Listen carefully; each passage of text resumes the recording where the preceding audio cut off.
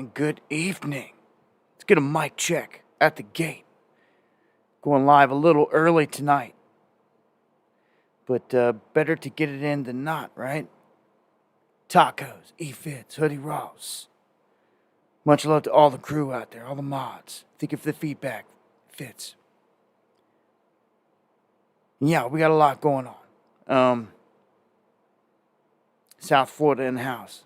Diane, be careful out there. You and everyone else down there in Florida. Thank you, Gabe. Good to see you. Scrambled eggs checking in. Did you say Australia? From Australia? Going global. Much love to all my cats across the pond in the UK. Cannon's with us. Gary, my brother, much love. Sheepdog. Everybody out there, man. Good to see everybody. I want to thank everyone that shares the stream. As always, and thank you for the feedback. If you want to get something to me during the stream, you can tag me over on Twitter. Tag me in the chat here at Dabu77. It lights it up in red. Helps me see it and catch it a little bit better. Or you can email me, dabu7@yahoo.com. Any information you got. Crazy. In the house with us from the UK. Much love. Much love to you. All the crew over there. All right. Going to start off here. Mayhem. Much love. Let's start off here with a shot of this comet. If you missed the past couple streams, what we've come to learn here is that we've got multiple objects coming in our way. One of them is this very interesting Comet Atlas. So it's already visible. You can see right here. This is what it looks like. If you get out there and you can catch this thing before the sun rises, this is what it's going to look like. Quantum, thank you for that super chat. So this is one that a lot of people are going to have a chance to see, and it's actually going to brighten. It's going to brighten so much it's going to go to negative magnitude, and what that means is you'll be able to see it in broad daylight. Depending on what the sun does, because it's always erupting with these sunspots here at the top of the solar cycle. It could clip this thing and light it up even more. It could brighten it. Matter of fact, they already expect some energies from the sun, forward scattered light from the sun, to hit this thing and brighten it up. So this is going to be something to watch all throughout this next month. Called a harbinger, if you will. Tie it into some prophecies, if you will. Or not. It's there. And out of nowhere, we've got this comet visible in the skies. I'm telling you, it's something to pay attention to. And it's going to light up more and more. If I can catch this thing myself, just like this, if I can catch it, if I get a clear morning here in the coming weeks, and I can see this thing popping up over the horizon before the sun, and I can see that, you betcha I'm going to try to get some images and share them with you guys. So eyes to the skies on that one. And also, we have this asteroid, is what they're calling it. And that's just what they're going to dub any object that's coming in near Earth that's got a good size to it. And especially if it could be dangerous. Well, sometimes these things, I feel, are not just rocks. I do feel, honestly, that there's all kinds of life out there. If you go over and you look at the LASCO S2 and S3 and you just hit play, there's stuff all over the place. Constantly. It's like a super highway. Plus, out here where I'm at, in these mountains, you step out here in a clear night, you can see the whole Milky Way. We're out there not even a couple minutes, many nights. And just look up and we track these objects way up in the sky. Way up in subspace. They're not airplanes, but you can see so much more out here than in the city. Thankful for that. So hopefully I can catch one of these objects, but this other one coming in it's going to do something even crazier. It's going to lock into our orbit and do a horseshoe-shaped type of orbit as it's being described. This is going to hang around. It's going to hang around our planet, going around it. It's hanging out until Thanksgiving, and it's going to up and lift off and take off out of here, as they describe it. That reminds me of a Muamua. It really does. It reminds me of a ship, of something like checking us out, coming by. That's of like massive proportion. You never know. You just never know. Remember back when was it Hale Bopp? I think it was Hale Bopp. You had that dude that freaked out and said that there was a huge UFO behind that comet at the time. And I forget the name of the group. I'm sure someone will recall there in the chat. They all wore the Nikes and then drank poison, then all died because they believed they were getting picked up by this ship that was hiding behind Comet Hale-Bopp. If you never knew that, it's pretty crazy. Applewhite. There you go. Much love, Earl.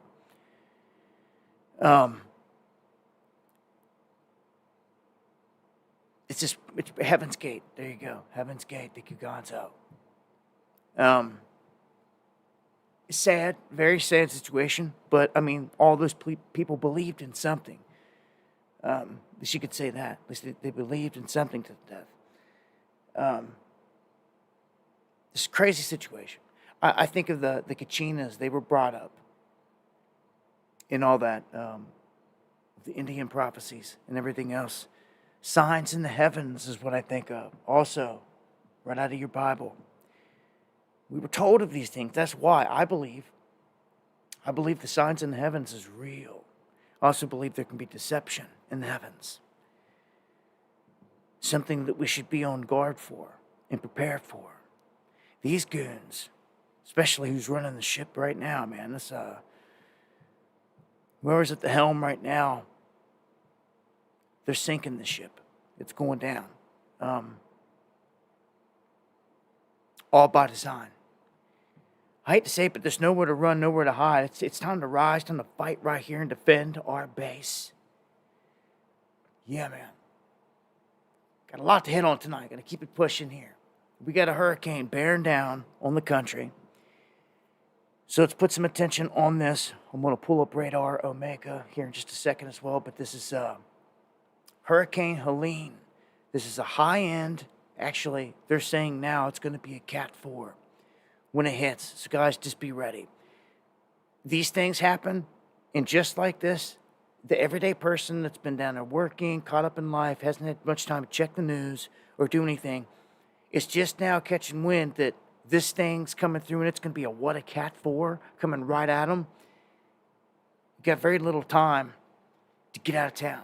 But I don't know, depending on where you're at here, the Bend, right there in Florida, the Bend, go from Tallahassee on up, wrapping on down and over toward Panama City Beach, that whole area right there is the target zone for this storm. I'm going to pull up the radar here in just a second. Like I said, we're going to take a look at this massive track they got laid out. Matter of fact, let's just do it. Pull it up. All right, let me get a refresh. Throw this thing into motion.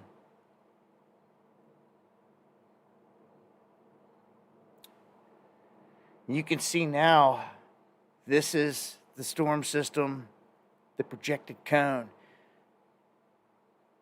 Coming in. You're talking wind speeds of 130, max gusts of 160. It's moving north, as you can see here on the screen.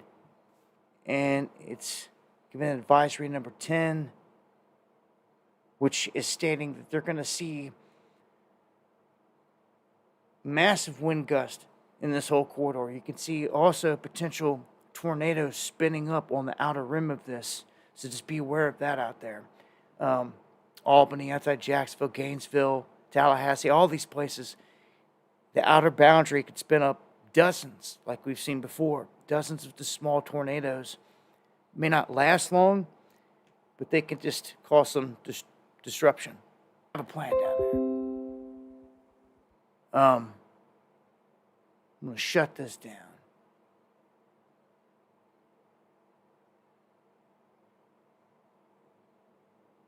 No sound. Would it glitch out for a second? It might have glitched out. It might have glitched out because I closed down that program. That's the only thing I can think of there. Hopefully. Yeah, all right. Good to go. Refresh back on. All right. Thank you. Thank you. Yeah, when it glitches and it does that, it's just down for a second. It literally, I think it was that. But just a heads up for everybody out there in the line of this, I'm going to be updating videos. And this thing is it's going to hit. It's going to strike Florida tomorrow. So you've got like 24 hours, folks down there in Florida, which isn't good. Man, oh man. I don't know, man. Just, I can already feel a lot of people are going to get caught off guard. And this one could be bad. So I've covered several that have gone up the East Coast, like right up the eastern side of Florida. So this one's going to be coming in on the western side that I haven't covered them on. When I covered them, it kind of buzzsawed the coastline. I was able to actually get down around it. I went down the west side of Florida and got down underneath of it, behind it, down toward Miami, and came up from underneath of it and tracked right behind it, which was the safest bet. And I was right there to see all the destruction. It was massive destruction. But I didn't see it come head on to the second one when I thought we were going to go around it, but it didn't work that way. Hurricane just kind of shifted, and we were going down the highway, and there was palm trees down everywhere, and it was pretty nasty. So, man, if you've never been in one, better have a plan, is all I'm saying. Category 4 is no joke, man. Just saying, I'd like to give the heads up, get people out of harm's way if they don't realize what's going on. All right, let's get into some other news here. We have an explosion that occurred at a California courthouse, and they're saying that this was caused by an explosive device. This injured at least 5 people. This was in the Santa Maria Courthouse in California. This is per the Santa Barbara County Sheriff's Office. Explosion coming from this improvised explosive device, or an IED, occurred, and it was immediately evacuated. I guess the reports are that there was non-life-threatening injuries from the explosion that injured all these people. But still, an IED set off at this courthouse. It's pretty crazy, huh?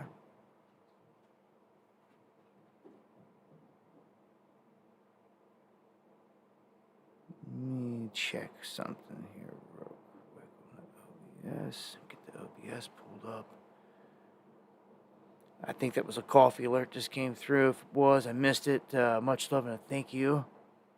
Shout out here in just a minute.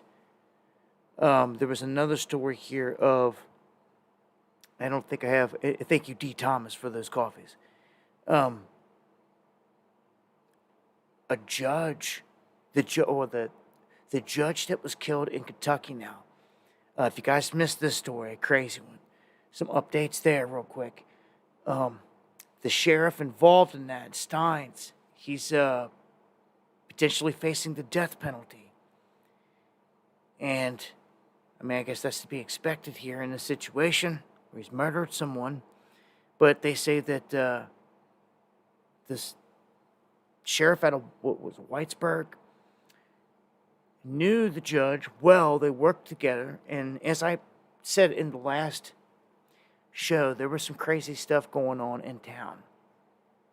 all the people were saying that they thought that there was some kind of sexual relation happening between people and family members and this and that.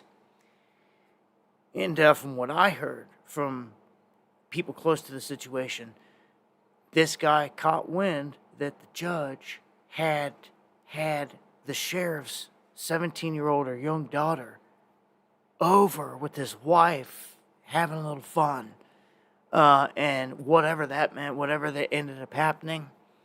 And the sheriff was like, dude, I guess he sat down and had lunch with them. And as they talked at lunch, I guess information was shared between the two that kind of like validated it. And that's when he came back. He caught him in his chamber and shot him and killed him. So he had to have done something major for this dude to be so pissed off to go kill him.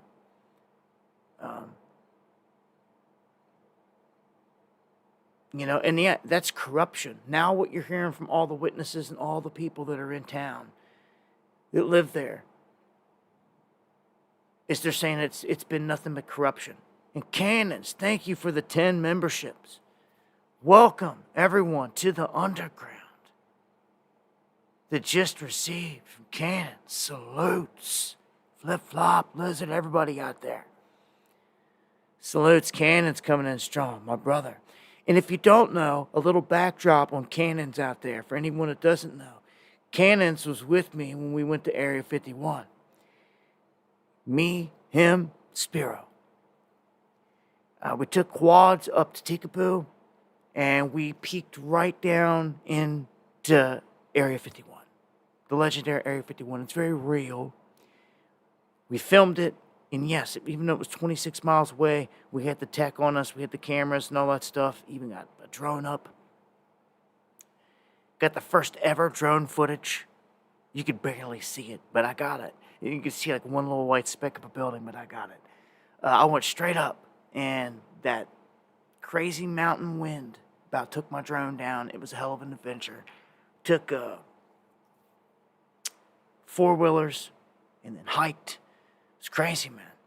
We did it. But that's one of them bucket list things. You plan, you either go out and you do these things, or like you just sit there and always dream of it and let it pass you by.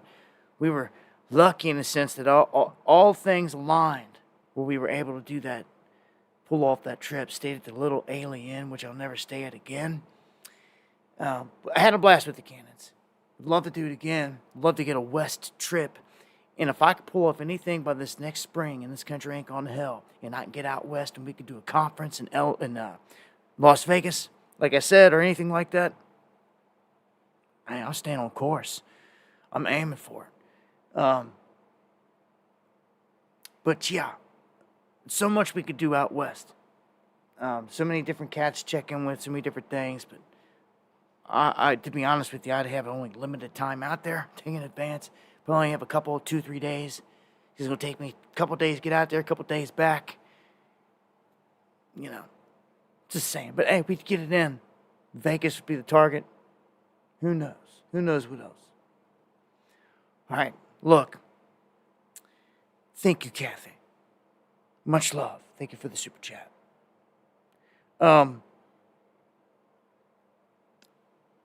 In terms of survival, if you guys start hearing a lot of like noise in the background, it's because it started raining again. And out here in the mountains, man, but the hard rain starts to come down here on the metal rooftop, it can get loud. But I'm thankful for these rains, especially with the drought-like conditions, because we've been able to fill up, and I'm finally in a position where I'm capturing water and cleaning it, and not having to worry about the beast or the city or whoever putting fluoride or whatever chemicals, it's this or that in the water, and you're sitting there wondering. Finally, I'm just collecting, and anyone could do it. You can collect with cisterns or above ground, below ground. even go with shallow well. It's just hard for me to do a well where I'm situated because I'm not down near the bottoms. I'm more up in the mountains. So I collect water. And I suggest you start to do the same. And you start to filter it and clean it and utilize it that way. I would, man. It's one less bill that I ain't got to pay every month. That's what the beast wants you to do. It wants you to be connected in fully to the grid where you got to pay a bill. All these bills every month, and you know it. It's a repetitive thing. When you can break free of that, you're winning. And that would be the ultimate game plan. Break every single tentacle away from the system where they can get you. I was telling you last time, going off-grid would be key because they can't put you in the dark. Yet you're in your own power supply. How you utilize it and all that's on you. But when you're on your own power supply and your own water supply and all these, they can't attack you with the smart meters. They can't poison you with the water and all this other stuff. It just, by default, eliminates all these bad things. And I'm telling you, a lot of people just pass on it. But look, Chicago family charged with $18,000 worth of water for just 4 months. This is insane. This is insane. I mean, can you imagine getting hit with this? Like, are you serious? Like, 18,000 for just water? Like, it's just nuts.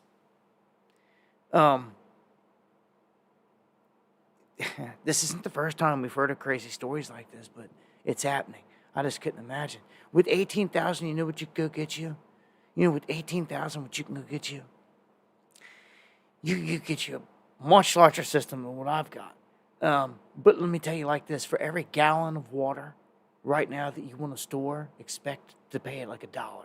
So if you want to store 6,000 gallons, expect to pay around $6,000 for a good, nice tank that'll hold potable water. It hasn't had any other chemicals or anything in it. It's designed for it. Okay? So you could get 3 of them with $18,000. Throw a little filtration system in, nice pump, $20,000 for the $18,000 mean you set. You would never spend money again. You'd just be buying filters to filtrate your water. That's it. That much money, you have huge tanks, endless water if you're catching it and you're filtering it right. And man, you can't go wrong there. I couldn't, just think of the flip side of that. Check this one out. I tell you all the time that the industry is going to get attacked. They're going to start tearing everything down. The economy, so to speak, banks, but credit cards and big companies like Visa, they're a part of that. And Visa is now facing an antitrust lawsuit. This is coming from the DOJ, targeting its vast card network and it utilizes trillions of dollars worth of transactions every year. They're trying to, I don't know, crack down on them. But if they tear down Visa, the stock is going to be tore down with it too, and everything else. And if they take down a credit card as big as Visa, they go after anyone. Anyone could be on the chopping block. That'll cause other places to start to dump out in stocks. If you go after Visa, MasterCard, anything like that, you take them down. It's really the biggest payment network out there, one of the biggest. If you're going to pull a card out of your wallet, the most trusted that most people go for and pull is going to be a Visa, followed by a MasterCard. Just the way it goes out there. So if they take them down, this will cause issues for a lot of people in a lot of different ways. We'll see where this goes. This is just beginning. This antitrust lawsuit being thrown against them. So usually when the DOJ does that, it's not good, and you either got to cough up millions, if not billions, to them, or get torn apart. We'll see. You know how big VC is, man. And look at this. Look at this. We're just getting this news. Okay? Right?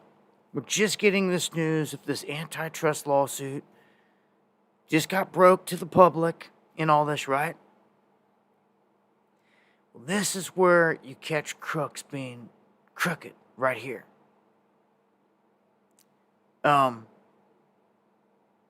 Nancy Pelosi's husband has been caught dumping over $500,000 in Visa stocks just weeks before this was all announced. So this is what you call insider information.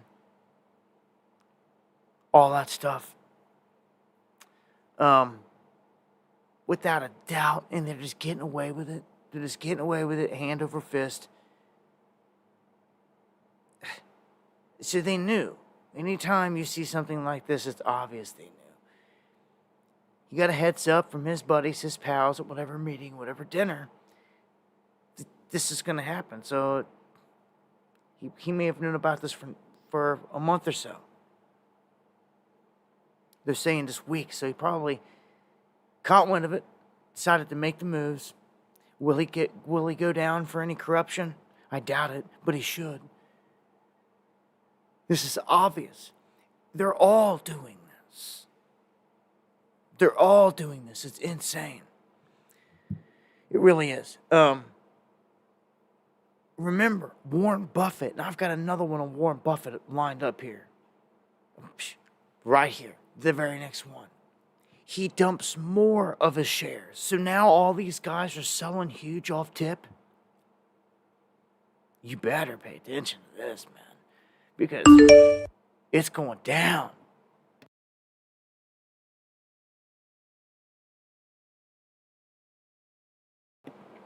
D said I should do an interview with Cannabis. He owes me a favor. Hey, I'd be down for that. Yeah, I am on Cannabis's music soundtrack, by the way. Buffett dumping more shares. Now, this is critical. This is what I was trying to tell y'all before about the 10% non-reporting level. They're dumping down right to that level. They're now at 10.49%. The very next move that he makes, he will be below that 10% threshold. What this means is he doesn't have to report like he's been reporting. And this is the whole goal. And they're snuffing it out right here. Remember, I told you this weeks ago. As soon as he started dumping, I told you this. As soon as he started dumping, I told you this. He's still doing it. I told you about this exact threshold, if you recall. And it says he's slid to 10.49. It says dropping below the critical 10% threshold would free Berkshire from reporting future sales transactions. And we suspect this is the likely move. And why would you do that? It is bunker time, Gary, I feel. Why would you do that? Well, of course, he's about to dump hard. Soon as he gets below this 10% threshold, he ain't got to report anything because that's the rules of the game. You best believe the floodgates get opened. I'm telling you, you better watch out. I've already warned all of you. 401ks, I've already warned all of you. I've repeatedly warned and warned and warned and warned and warned. And God bless those that listen. And those that have taken advantage of these things, that have prospered on the moves on gold and silver, and that have got out and got what they need before chaos ensues here, instead of losing everything when they steal your 401ks, which is about to happen. That's what happens when Buffett dumps. Do you understand this? Let me kind of clear the smoke out of the air. Okay? When these billionaires are dumping, this is what causes your 401k to pull back little by little. But because he did it in this little amounts, anyone that was in Bank of America or any of the stocks that he's dumping, you would have seen a pullback in your 401k slightly, but you'd be used to the ebbs and flows of up and down, up and down. All depends on what they got you in and what you've chosen to be in, really. But this is why he does this. He's made it to where people really aren't noticing. So soon as he can get behind the curtain, he's going to dump hard. And when this happens, people are going to go back to their accounts and they're going to look, and their 401ks are going to be sunk. You see how that works? That is stealing your 401k. That is how it's done. But you got to cover your tracks before it's done. You got to hop behind the curtain. And one of the masters of the game is showing the whole world he's doing just that. It's insane. It's right in front of your face. Like, we're seeing it. We're calling it for what it is. I've told you. This guy is there. One more move. One more reporting. And all we're going to be able to say is he sold a 0.5%, which is going to sound small. But the reality is he got below the 10% threshold. And that's all I wanted. You won't hear another peep out of them. They will dump behind the scenes, behind the curtain. Warning you, this is it. This is the last warning. Anyone was sitting there thinking, oh, what should I do? What should I do? Man, writing's on the wall in blood. You know, you better take the money and run and put it in other assets like land, like gold, precious metals, ammunition. Things that are going to retain their value during a collapse. Because it's coming. Now, let's talk about this one. Beware the government's push for a digital currency. Now, I'm not sure if you guys heard me last time or it stuck. But Donald Trump is pushing a world crypto coin. It's official. He's got his boys running the whole thing, and who knows who they're tied up with and all this, but they've got this whole blockchain-based crypto. Trump and company does. And this is the thing. As it explains right here, what most people, even people who think they're awake, are not seeing, is that they've got you cornered in America, and that the whole world is going down this path, okay, for a digital dollar. Most of them is already implemented, okay? We know, though, on the surface, that Biden, Kamala, and all them, they're going straight for the CBDC, as it's called. By name, right? Central bank digital currency being pushed in all these other countries, right? On the flip side, Donald Trump says, I will not support a digital currency. Okay? I will not push the digital currency. Now look, everything's digital, yes. All types of stuff is digital. Your bank card, all this other stuff, but there's different kinds of digital. This is the part that I think it tricks everyone. It's a different digital. Okay? You've got digital like what you see out there in banks already, but it's not like they're not seeing the real digital. The real digital here is connected to blockchain. That's the key. Before it wasn't. The new is. And blockchain is the trap. Blockchain is what tracks your every move. You see? And that is the beast part about it. So, Trump and company are pushing this world crypto. And it is, and I don't care how they want to package it, present it to the people, sell it, to get his side and everyone to like it and all this, but they very well may push it as an alternative to a collapsing economy. If something happens to the US dollar. Now, this is getting scary because just knowing what they want. If Kamala and them get in there, the market's going to dump immediately. Immediately. That night, that day. So be ready. If you want to buy the dip on a couple things, get ready. Have a little bit of your spending money sitting on the sideline ready for election night. Because if they tell you it's Kamala, market's going to dump, and you're going to have like that window to buy that pullback on certain things. That's what you do. And you have to play big moves, big announcements like this, because it's all based on news events. If you haven't learned that by now. The Bitcoin, all of it's all based on news cycles. Sure is. It's all pushed. When they want the thing to start coming down to a bear market, they'll start fudding it. They'll start dumping all this negative stuff. Yeah, it's just how it works. We've seen it in Bitcoin throughout many cycles up to this point. Just right now, we're at the very top of an economic bull cycle. S&P, all this stuff roaring, all-time highs. I've been reporting on it. We're there. I don't know what you're waiting on. The billionaires are selling off top. You're sitting at record highs. Only a greedy person or someone blind to what's really happening stays in it. Okay? And those people are going to get wrecked. They're going to get everything they got taken from them. Remember in the Great Depression, they took the farm, they took everything. They took what should have been yours, you should have inherited. They stole all that back then. They're getting ready to do it again. Anything that was your retirement, your savings, and anything for the future of your seeds, they're going to take in this move. They're going to tear it down.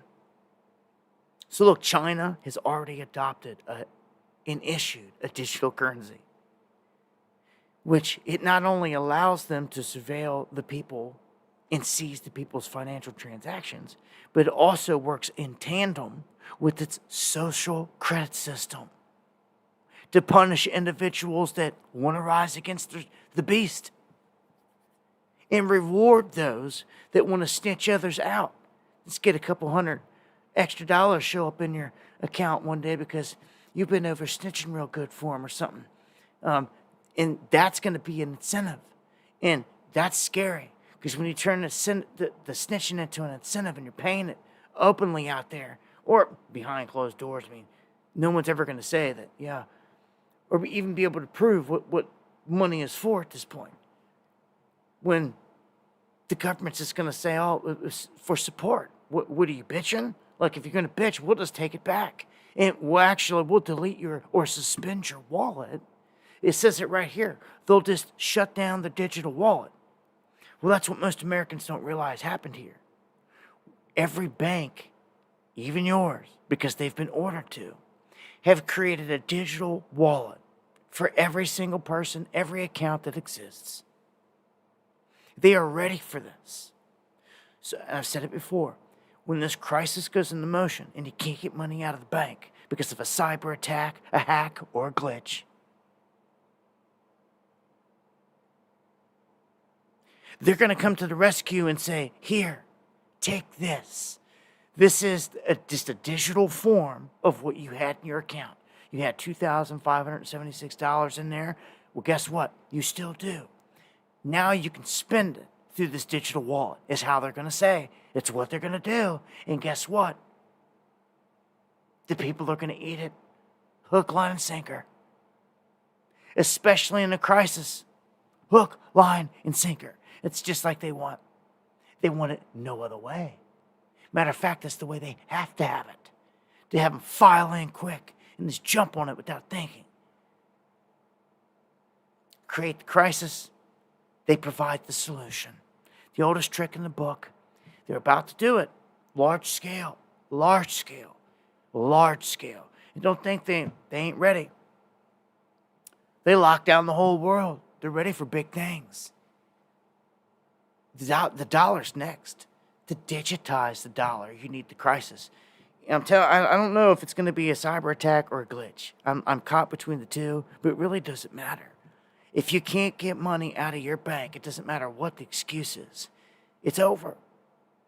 People will panic. They're going to flip out. Rent's due. Bills are due. They're going to shut off this and that. Oh, yeah, and when days turn into weeks, man, you could do it for just 1 month. 1 month. You'll have damn near half the population swooped in on your scheme. And if they can get more than half in on it, I think that they would consider that a success. Because then they would outlaw dollars full scale. And they would order everyone has to use these wallets. And because the majority of the population is using it, they'll make it law. And then you, in your cash, you'll be an outlaw. That's right. And you have X amount of time to turn it in. It's what India did. You ain't paying attention, are you? You didn't see what other countries have done. What they done did to the people. Threatening them with this and that. Yeah, they then played this card en masse. Even taking away their ability to get gold and silver. All types of stuff's been played in places like India and China and other countries to implement this. It's crazy, man, but all right, you already know. Digital currency's coming one way or another. They just need a crisis to implement it.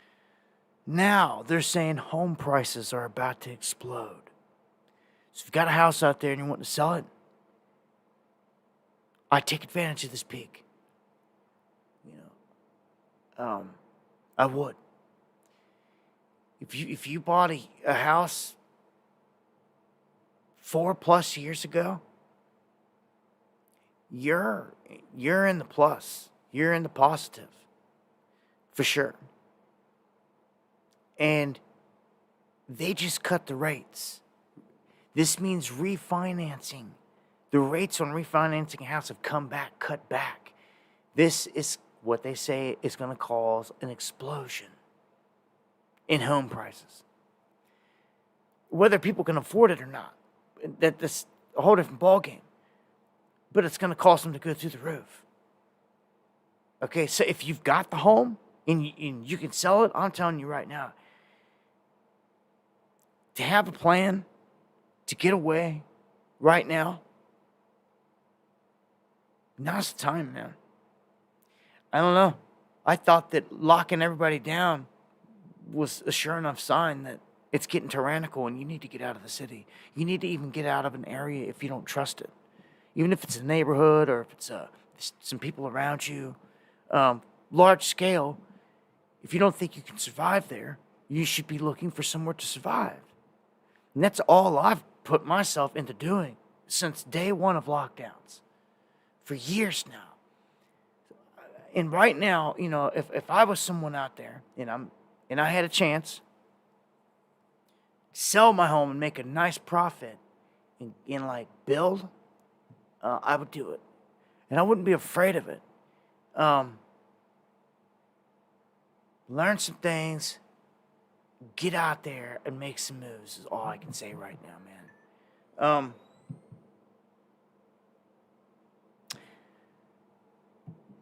Let me see here. I got another one on the back of this I wanna mention here. What is this? We've got Kamala and her plan to create more housing shortages. So what are they gonna do? If you missed it, she already said we're gonna give everybody $25,000 that qualifies. $25,000 toward a new home. All that is gonna do is increase the cost of the home by that much more. It's not gonna help in terms of the down payment through their scheme, because that's what it is.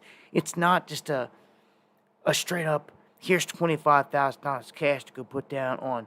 It's not like that. It doesn't work like that. There's all this red tape and everything on the back end connected that people never see. Okay, so what this means is that her housing plan for these first-time home buyers with $25,000 in down payment support is going to cost $100 billion. Taxpayer funded. 4 years. For 4 years. For just 4 years. Well, Gary, you're witness to the testament. You are. That it can be done. Okay? I'd get away from these cities. I almost feel that you're out of time. I'm going to be honest with you. I feel like you're, like, wherever you're at, like, now, if you're not doing something now, you never took this serious. That's how I see it. You never took it serious. I had my everything taken from me this past year. Everything. I had everything taken from me. But my whole way of making a living, everything. A year ago, I had everything. Worst time of my life, but I still dug in. So there's no excuses. I don't want to hear no excuse from nobody that, oh, this happened, oh, this happened. I had it all taken. Okay? So I don't want to hear anything. Where there's a will, there's a way. You understand? And if you're just going to be lazy about it, that's your choice. That's your choice. If you keep putting it on the back burner, that's your choice. That ain't going to last much longer, though. In terms of all this, all these years that we've warned of these big events, like, they're about to really go into motion. And, like, what do I do? Come on here afterwards and be like, what, I told you so? Or something like, no, I don't want to have to do that. Like, these things are going to be so bad, I don't know if you ever hear my voice again. Some of these events, where they're going to take this by 2030.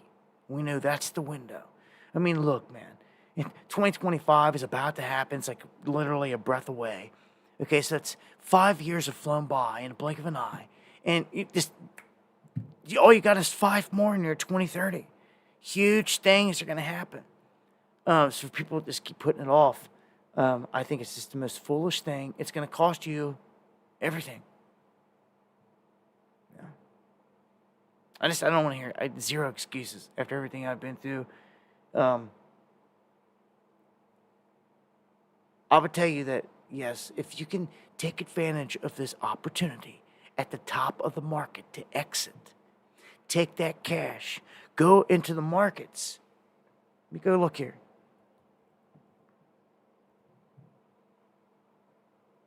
See if this pull this up.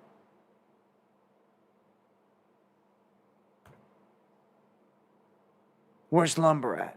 Huh. $1,000 below what the high was, still. Lumber is still at a good spot. If lumber explodes at any time, the prices of houses will explode again. It's the way it works. It's the material, it's what you use to make them.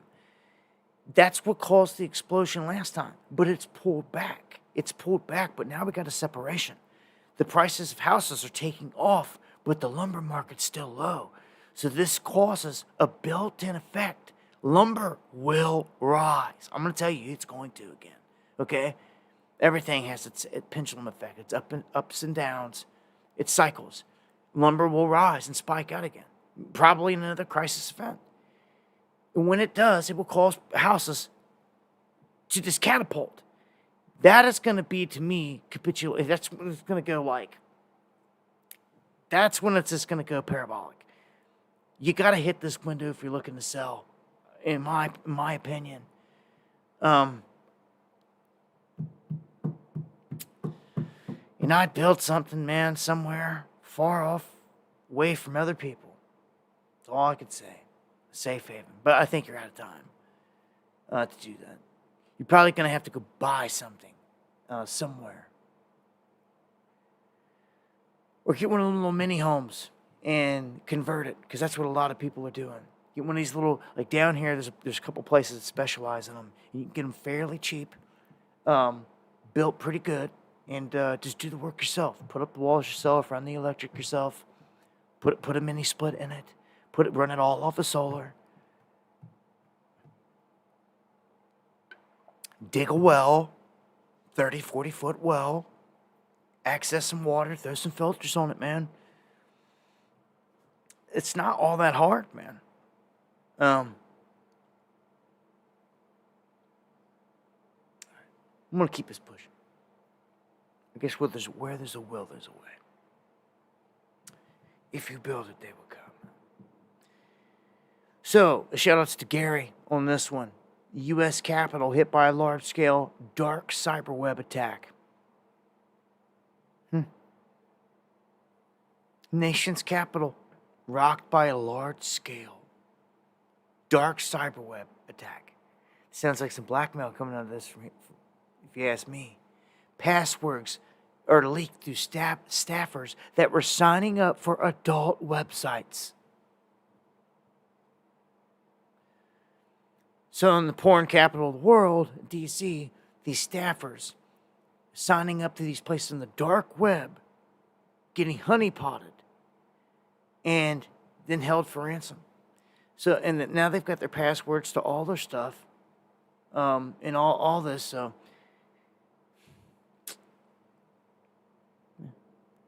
they're nonstop these days. These attacks.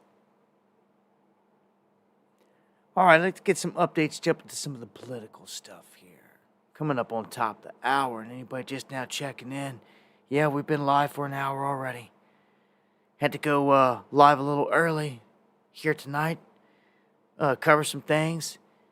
We got plenty here still to cover, and just tearing into the political stuff. And then, I mean, I've still got stuff on the war front, multiple war fronts, the political front, a bunch of stuff, the immigration stuff, the border, updates on Diddy, on all types of stuff here still. So, all right, so the man who is the second Trump shooter, I guess or the alleged or attempted assassination, this goon right here, man. He apparently has been charged with an attempt of assassinating a sitting president or a former president.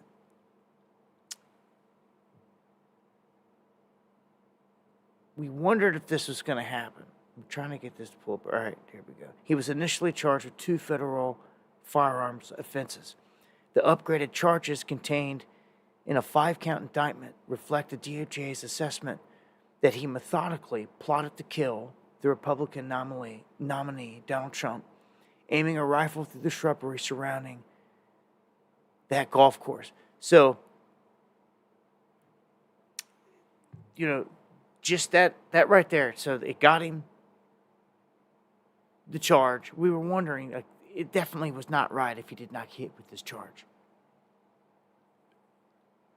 So, I mean, we know that he was plotting all this, but it was all staged, man. All the written stuff, the letter that was released for the $150,000 that should have never been released, basically telling everybody out there, look, there's an open hit still on this man's head if you want to collect the check.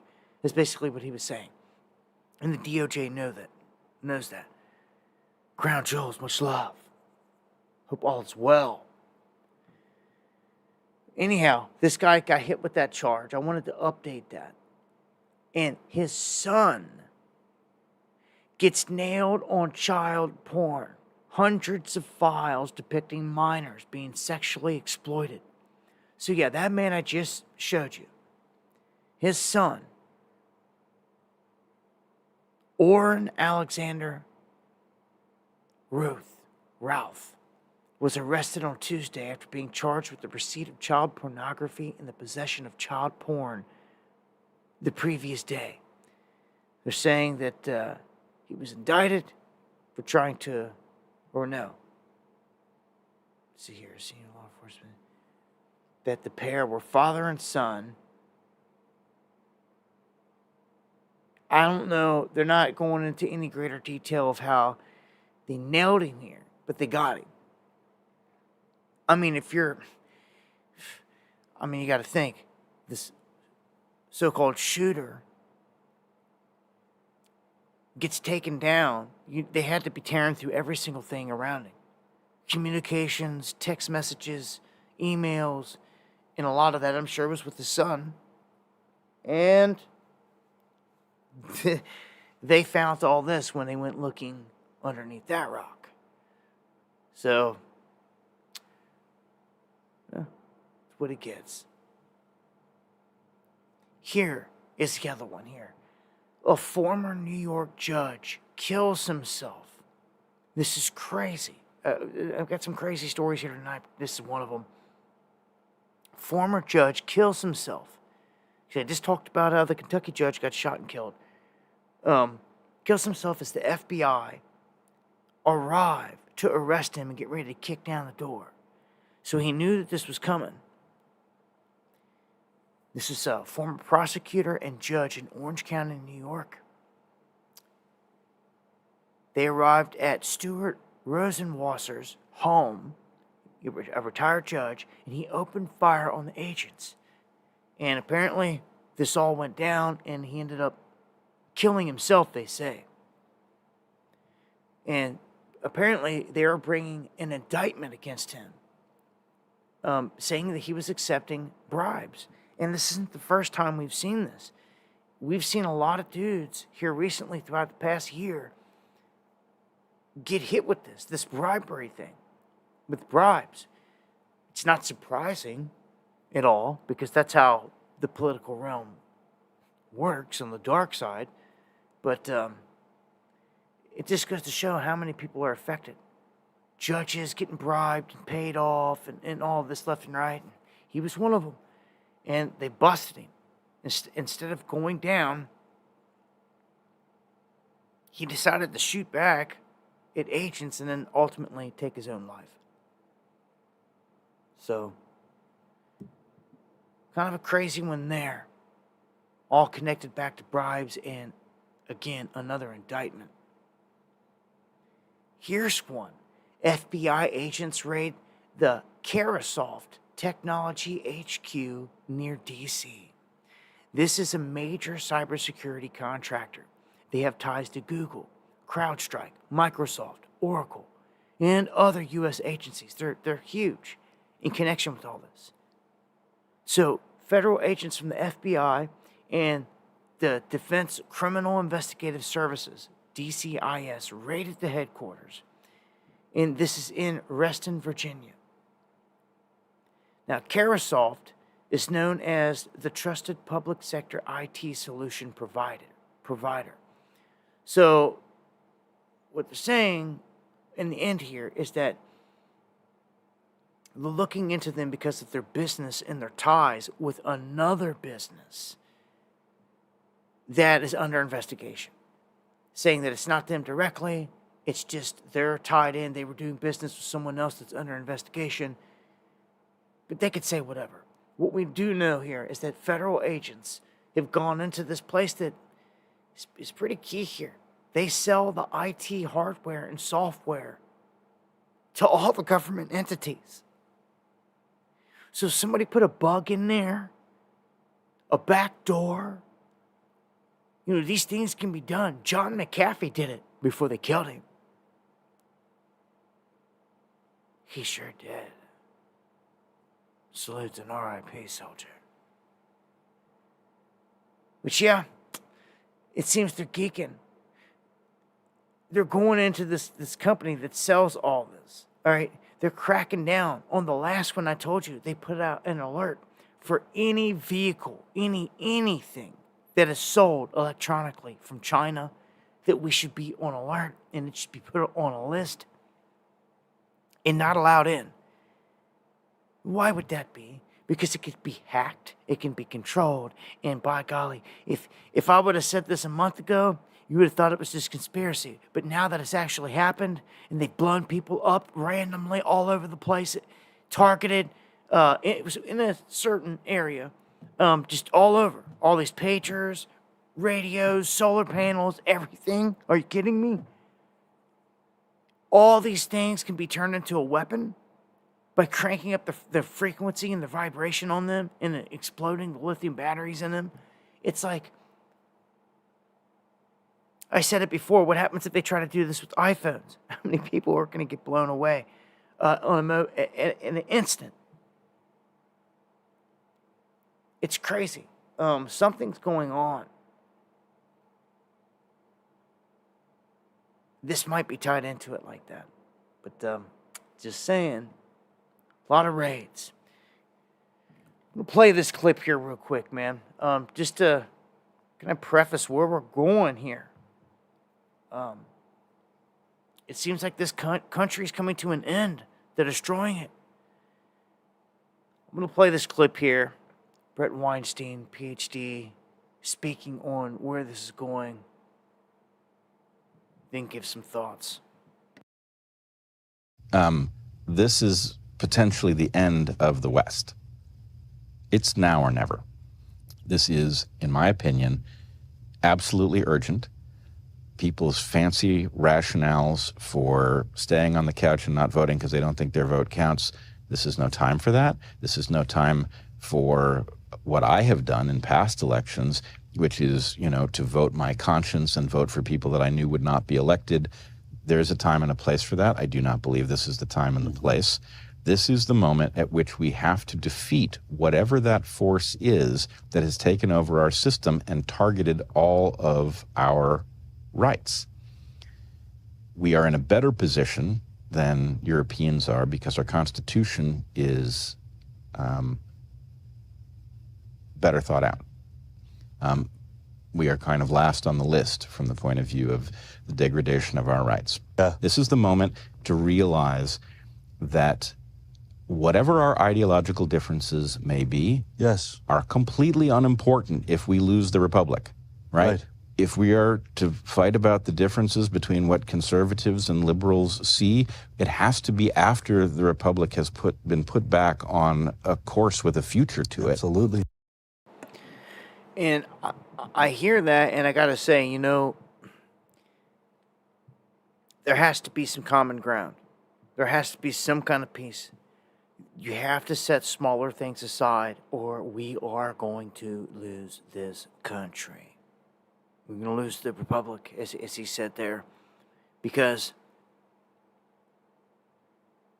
of bickering.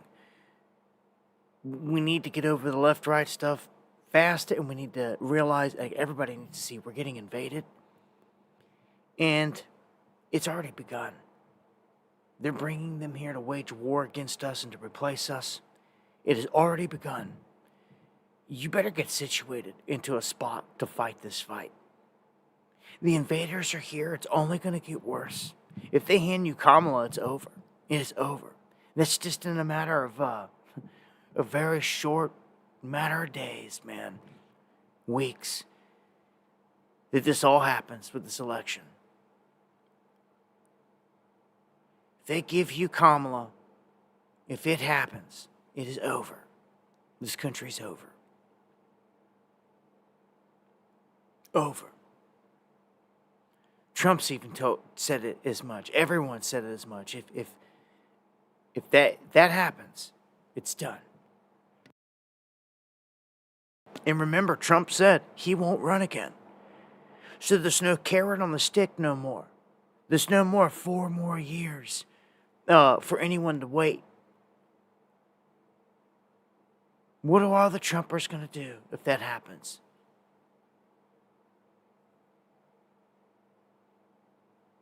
I guess it's yet to be seen. I don't want to see that path, to be honest with you. I'd rather it go down the Trump path, even though I think it's the same destructive fate. I don't think you can get away from it. You can run, but you can't hide. Like, they're destroying this country. It's like this. It's already laced with explosives, and they're bringing it down, man. Okay? It's like prophesized to happen. They're going to make it happen. There's nothing you can actually do to stop it. They're going to make it happen. It's a part of a massive occult ritual, man. Just as the towers were.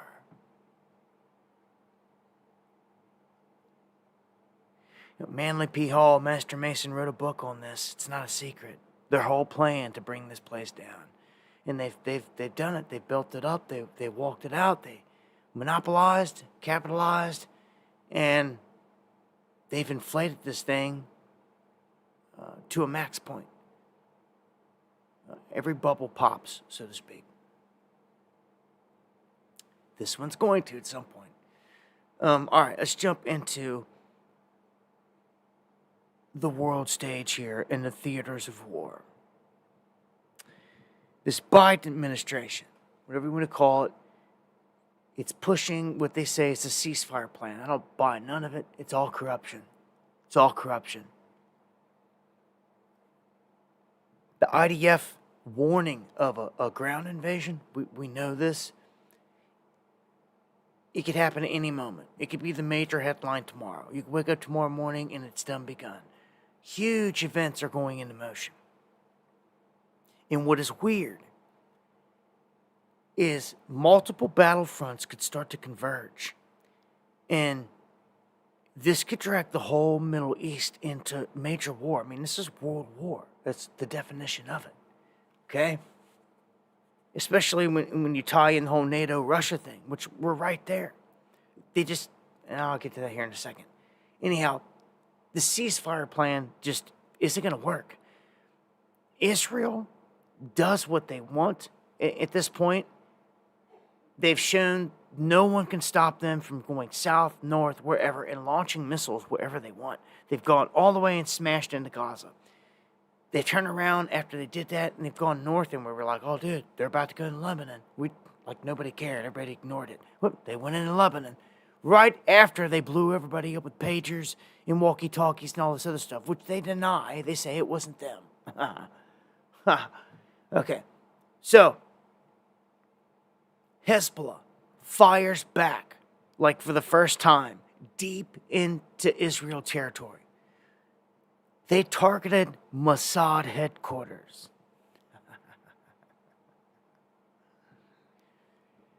Fired their first ballistic missile deep into Tel Aviv. So that's where Mossad headquarters sits, in Tel Aviv.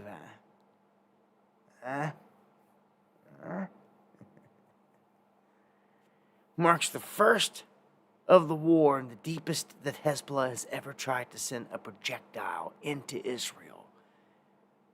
Interesting. The surface-to-surface missile. Air raid sirens went off, and the Sling of David was activated and shot it down. It was just one missile, but it was a heavy missile. Long range, as they're putting it. So now, all of a sudden, heavy, long-range missiles are being openly spoken about and utilized in multiple war fronts here on the world stage. Houthis using long-range, the hit stuff. They're using it here to strike in Israel. And then, of course, we've seen what Ukraine has been doing to Russia.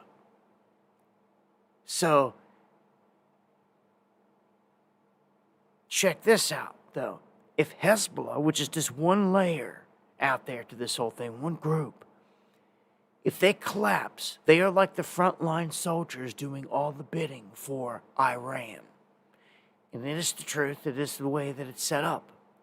It's who's funneling and supplying and backing them against Israel. So, when the front line collapses with Hezbollah here, the curtain drops. And it is literally a curtain drop moment. It is when the final boss man gets confronted.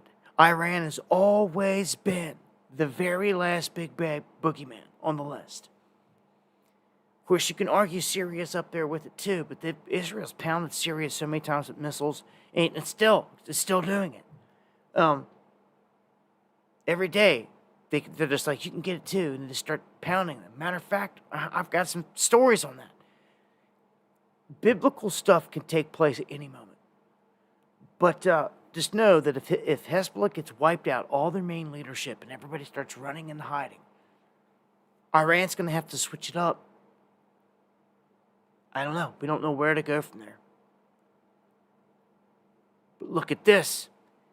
Israel starts launching missiles into a Syrian port city, which hosts who? The Russian Navy. This right here really starts to change things, dude.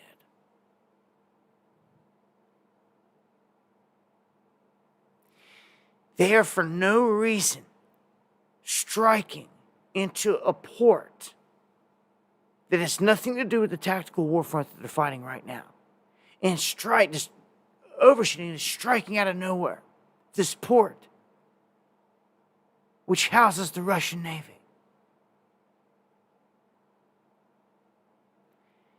This could be one of the biggest mistakes they ever made. I want to tell you right now, Israel, come on. Don't take my word for it. The Most High, Yeshua, Jesus, it is prophesied, it is spoken, not one stone will be left unturned in Israel. It will be wiped out. Not one stone will be left unturned. It will be rocked.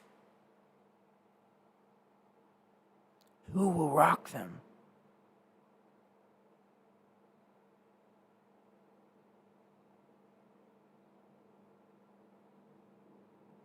People need some reminders of prophecy here.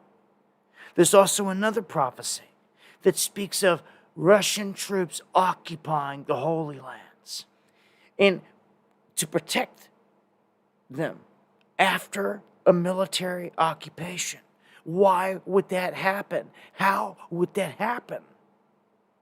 It also states that Russia would come through old Constantinople, which is Istanbul, the capital of Turkey, which I feel is going to flip the script. They already are. And they're going to go with BRICS. They're going to go with Russia in a big war. And Erdogan hates Israel. He keeps telling them that Netanyahu is going to bring about World War III, that you're going to destabilize the whole region. He belongs in prison. This is what Erdogan is saying about Netanyahu. They're not friends.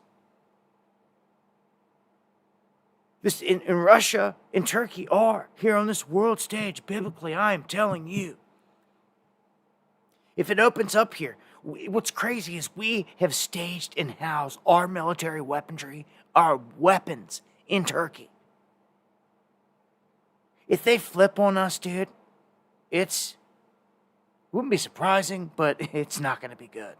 You can't rely on it. You can't rely on those weapons, the positioning, the ally for nothing. They would allow Russia to advance right down into their city and pass through the port. It's the key thing, through the port of the city, and work their way right down into Israel, right down toward Israel. They sure would.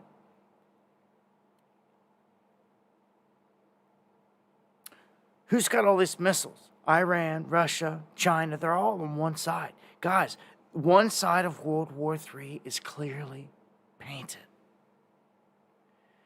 We can just start throwing countries in there. Turkey's on that side. Syria's on that side. Lebanon's on that side. My gosh. It's becoming obvious, every country where they're going to fall in this war.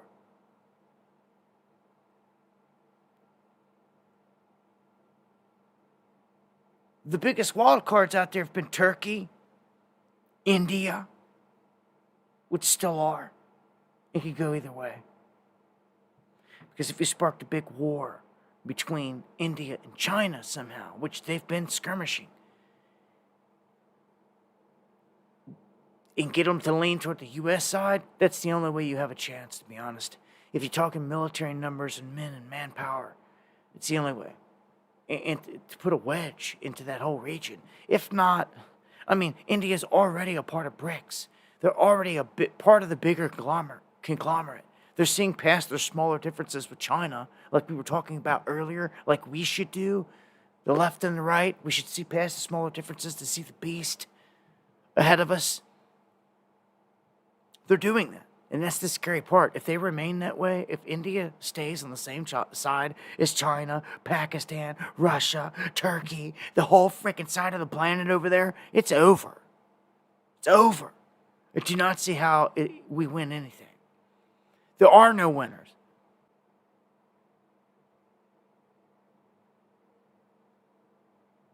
Uh-oh. OBS better connect back and be pissed. Now it says reconnection successful. That was the longest one I've seen in a minute. Go figure. Get a reset here on this. As soon as I see some 5x5s in the chat, I'm just going to keep on running with it. Much love to everybody out there hanging in there. This is important before I continue here, because this is the cusp of World War III here.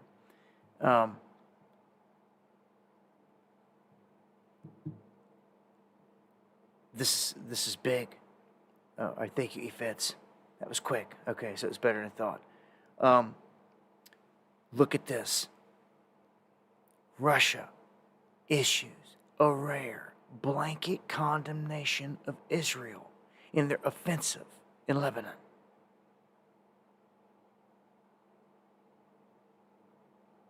Okay? Here it is. Here it is. Here is Russia warning Israel in a rare blanket condemnation. Here it is, dude. Here it is. Here it is. I'm warning you. This is it. Russia just warned that anyone supporting anyone that attacks them, they're nailed too. Like anyone that's on the other side is fair game at this point. It's basically what they came out and said today. Zelensky's over here parading around. It's sickening in the U.S. As the front lines is crumbling. This dude is sickening. You seen this dude dancing around in a skirt, in a dress, like a woman? Like, dude, this dude, and doing the satanic stuff. This dude is, oh my gosh. Yeah, we're allowing him to come into this country and just prance around and snub Trump and all these other people and like, dude is prancing around here. It is, and demand more money. Well, of course, the Biden regime prepares $8 billion more. $8 billion. We got people suffering here. We got people suffering. Big time. Okay? So Trump accuses Zelensky of refusing to strike a deal because Trump is trying to play peacemaker. If you guys don't know, he wants to be this great man of peace. This is another thing that makes me lean toward Trump is going to be president again, because he's going to try to work out this peace deal in Israel. Plus, he's going to try to work out this peace deal here. And if he's the one, he's the only one in line that has all these other things biblically.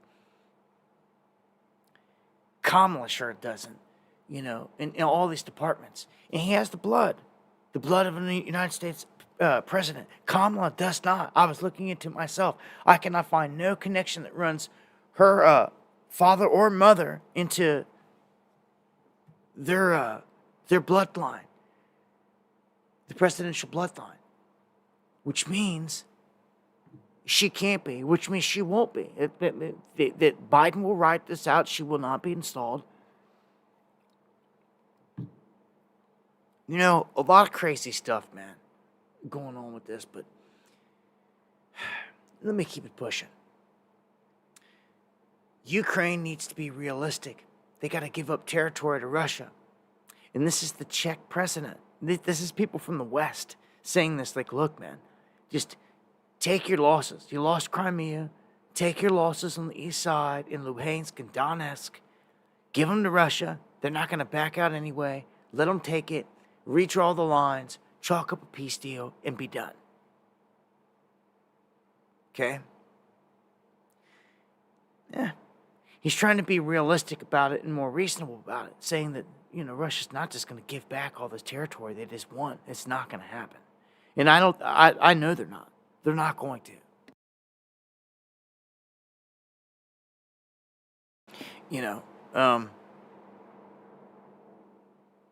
I just don't see it. So look at this. This is pretty big. This is pretty big here. NATO says they are preparing for huge numbers of casualties in case of a World War III scenario with Russia. And Germany says that the invasion could happen.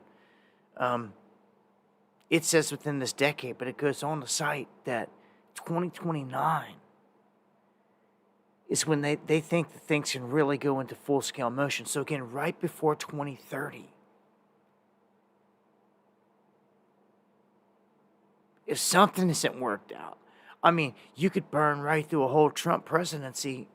Get to 2028, 2029, you got a new president. You could have Trump 4 more years. And then still have to have a new president in 2029 before 2030. That's what we're facing. Well, I don't know how long this can go on. Russia is bombing the crap out of sites in Ukraine, and they're getting bombed too. They're getting hit, and I've shown you the mushroom clouds. They're ammunition depots that have been hit. So look what they did. they just dropped a vacuum bomb on this installation inside of Ukraine. Troops, vehicles, all destroyed, wiped out. But they're rolling out different weaponry. This is a thermobaric munition. And they had a direct hit here. Just decimates everything right there in the vicinity. And I think that this is going to be a continued theme. I think we're going to see these big explosions. Russia's just going to keep pouring it on.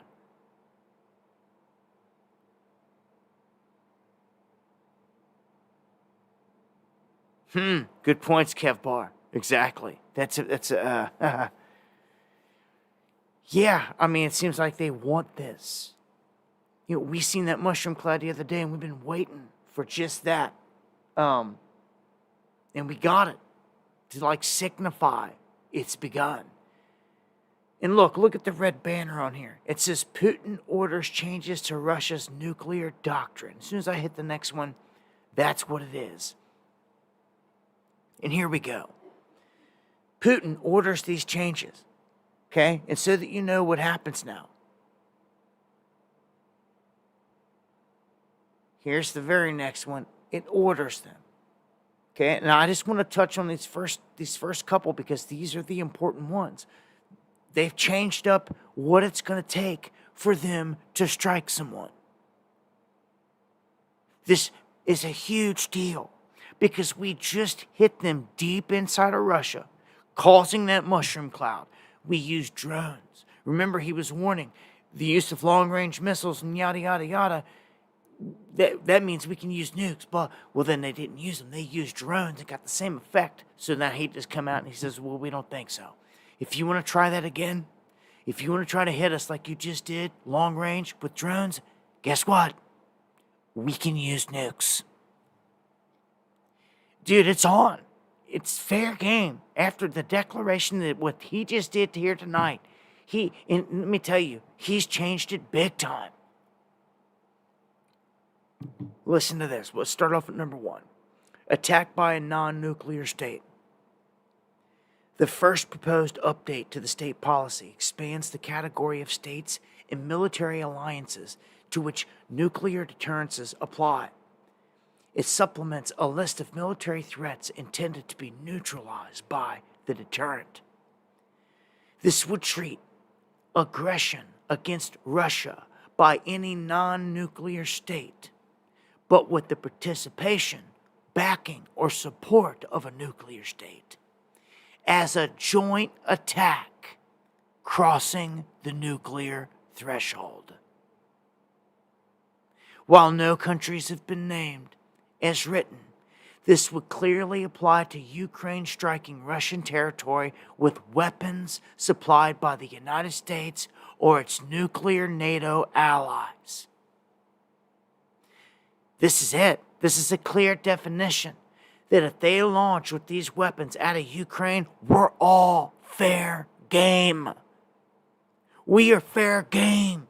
Houston, down Texas. NYC, the whole coastline from a tsunami bomb. EMP on the whole country. This is a new chapter in history. There ain't no bluffing. They're doing it. He warned there will be no winners. A lot of his people are going to die. A lot of our people are going to die. He said it. He may live because this world's a stage ran by puppets. They control both sides, as they do to this very moment. So that's number 1. Number 2, the proposed revisions also clearly state the conditions under which Russia can proceed to employ atomic weapons. Okay? As receipt of reliable information about a massive launch of air and space attack weapons and their crossing of state borders. Putin clarifies that this means strategic and tactical aircraft, cruise missiles, drones, hypersonic, and any other aircraft. The mention of drones here is especially significant as the Ukraine has repeatedly launched mass UAV attacks against their strategic bases and blown them up in the mushroom clouds. So this is huge. If they do it again, it's over. Basically, they're striking back. Anything can happen. Boy, oh boy, we are in one of the craziest windows in history. I'm telling you right now. I'm telling you right now. October surprise. Surprise. Surprise.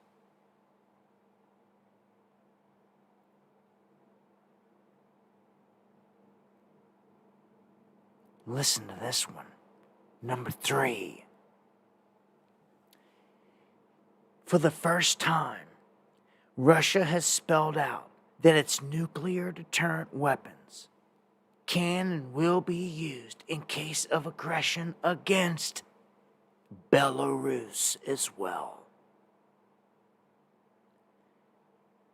The little brother, the member union state. They state if Belarus is attacked, that is taken as a critical threat to their sovereignty through the So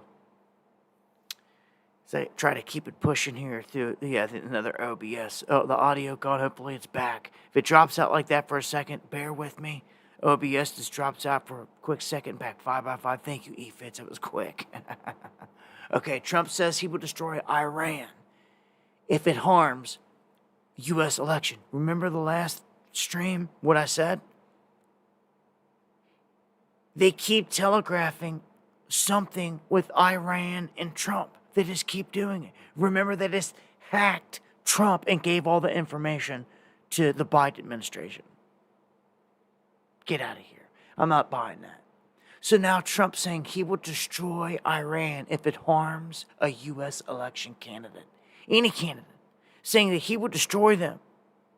Trump did not have a war theme last time, a major war tone. This time, they're drumming it up. It's hard. And it's geared directly toward Iran. There's no secrets about it. They're not pulling no punches. They're laying it out there. If you want Trump, and we're going to give you your Trump, well then you're getting war. It's big war with Iran.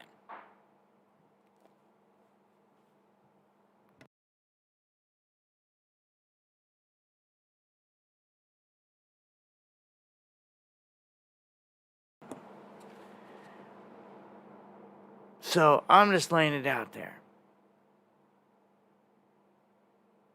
Yes, an NYC mayor has been indicted on federal charges. Yes, you're going to see all these people that were surrounded by Diddy and the whole NYC thing. They're all coming down. So, U.S. spies accuse Russia of using AI to target the election.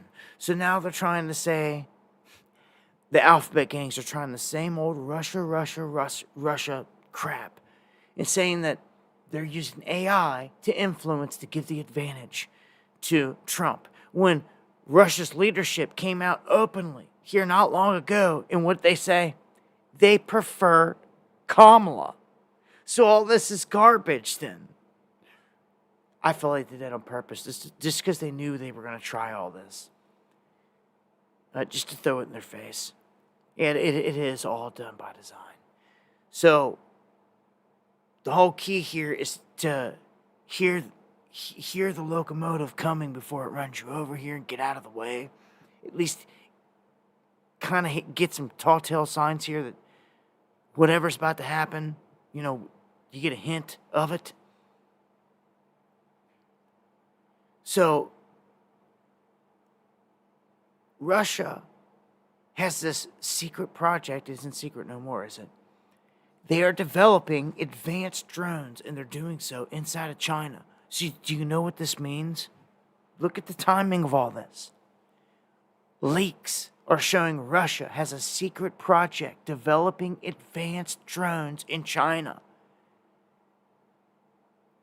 Do you see what that automatically means? That means that they can be struck targets to be struck. They're making military weaponry for Russia to use against Ukraine and the West. So if Russia can be struck in the homeland, China can too. And I'm telling you, the moment China is struck inside of China, oh my gosh, it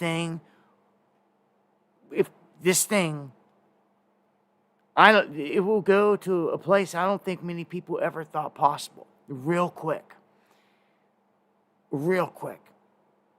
But yet, this is what's happening. And the only way that you go about not drawing them in deep is to track the shipments to Russia or down toward the front lines and try to bomb them there. Bomb them in a port. Bomb them en route somewhere inside of Russian territory or something else. Because they've done shown it's up. A few months back, all the years up to this point, I would always told you the moment that we're striking Russia inside of Russia, we're in world war. Whether you realize it or not, boy, we're there. We are there. It's happening. It's happening, man. The lemmings just don't even see it until the lights go out and something critical happens and it's over. Anyhow, let's go to the next one. What's the next one say? China launches an ICBM with a dummy warhead into the Pacific Ocean. So this is something reserved for Rocket Man, for Kim Jong-un, North Korea, the stuff that he does. But now all of a sudden China flexing, launching these intercontinental ballistic missiles. All they're saying, hey, it's game time. We're right here. India is saying that the West's move against Russia puts thousands of Indian workers at risk, and this isn't good. This could make them lean toward Russia because they've got workers in there en masse, going across the border, working, coming back, and all that stuff, and a bunch of them could get killed. And if that happens, remember what I said earlier about India being key and neutral. If you do that, if you strike the wrong facility and you kill a bunch of Indians, boy, that'll give India and all the Indians all the fuel to hate America. And it's over. They'll all be chanting to this mushroom cloud, America. So here's another Navy blunder. I told you how our Navy just got ordered to catch up to China because they're behind and they feel that they cannot beat them right now, which is scary, especially with everything popping off. So Biden, his Navy here, the U.S. Navy has an oiler that runs aground and it's partially flooded, and this is off the coast of Oman. This leaves the Abraham Lincoln Strike Group vulnerable without a primary source of fuel. They're kind of like sitting ducks out there right now. And I'm telling you, if the Houthis or whoever on this world stage strike and take out the Abraham Lincoln,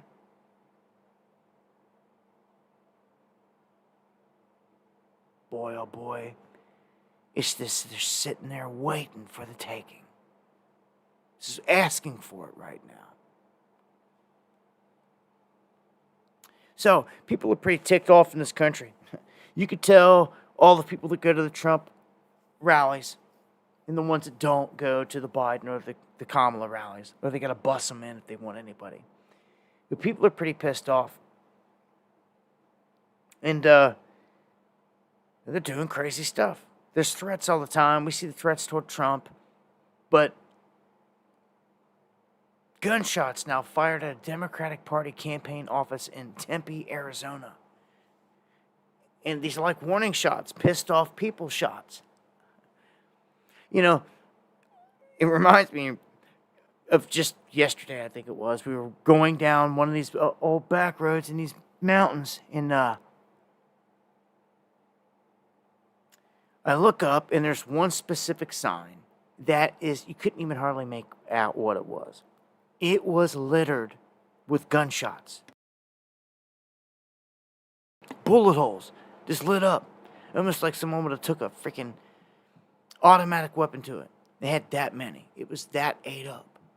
Because you see bullet holes and signs where I'm from, all over the place. But usually, you know, on the back roads, not like up in the city. Well, we're coming up on this road, coming around this corner, and we see this one side. It's just lit up. And I'm just like, well, look, right behind it. Right behind it is a house. And I'm like, just imagine that house. All the nuts come around the corner bucking shots at that sign. How many bullets hit that house? Like, dude, man, like, it just reminds me of it.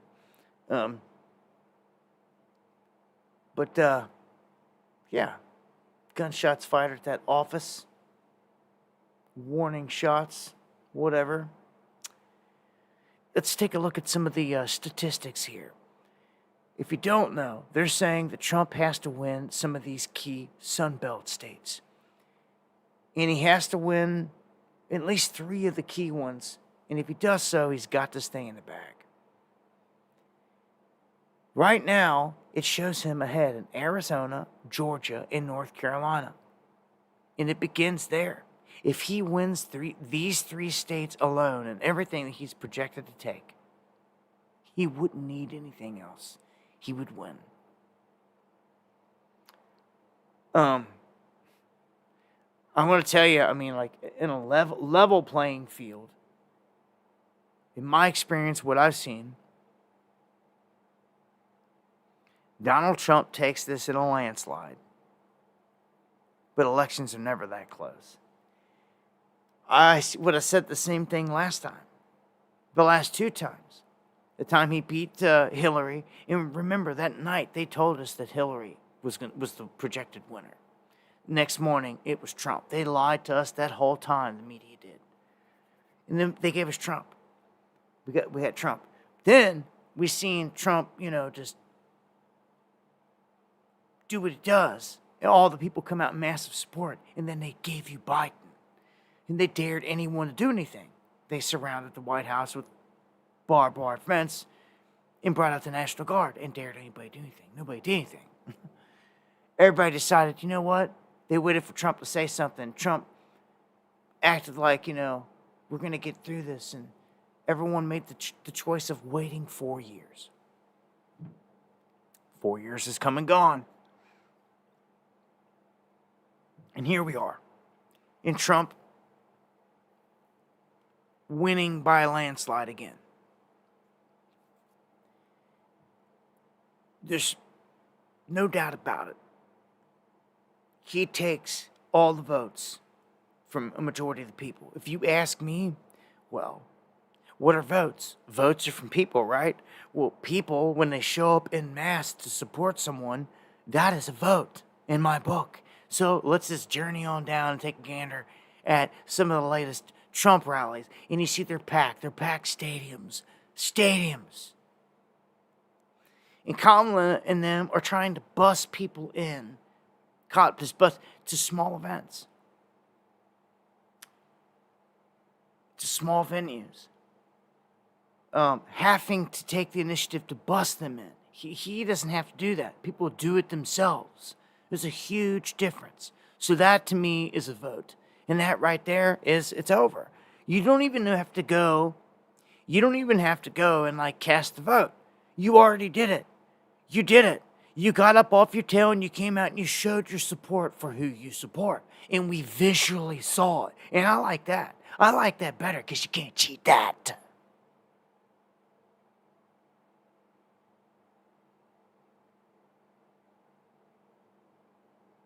Can't we just do it that way from now on? We just show up and raise your hand. Show up to the Trump rally. Nobody seems to have a problem with that anyway. Show of hands right there. I mean, does it not kill all the cheating dead in its tracks? Let's just simply go and show live shots of everyone that supports Trump at these events and then who supports them. I mean, they'd be busting in every migrant they got all over the place. They'd be sending them here, sending them there, wouldn't they? Gorilla Omega, thank you for the super chat. The West has fallen, unfortunately, RJ. And this a last minute fight back right now. A strong one that has to come through.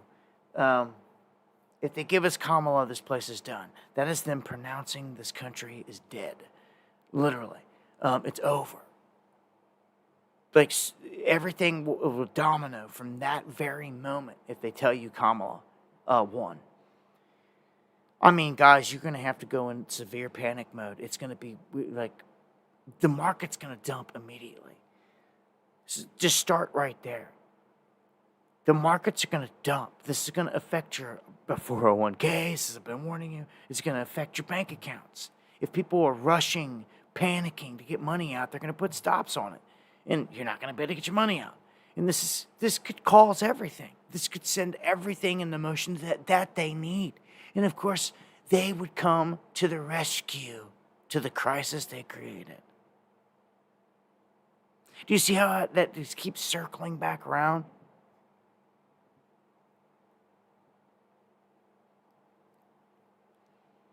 Trump wins. You got all this court stuff still hanging on. What if they throw him in jail? Last-ditch attempt to do something to him, hammering, setting precedent. Man, it gets interesting, right? Hey, Red-Eyed Jedi in the house. Much love. Good to see you. And thank you for being out there. Check this one out. Let's shift over to RFK. Now check this out. This is crazy, the back and forth here. I don't know if he's going to get his way here or not. We knew from Jump Street that RFK was a monkey wrench. We knew that he was some kind of plot to just throw something out of left field, curveball, into the game, right? Now, I've talked to you about several times a contingent election.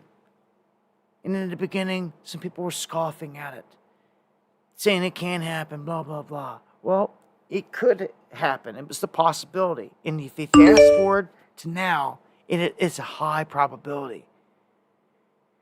D. Thomas, man, coming through with the coffee. Is it been you? You bought all the coffees tonight. Thank you. I think it's been you every time. And it has been 7 so far. Well, thank you for the love and support. He says, much love, chat. Appreciate it more than you know.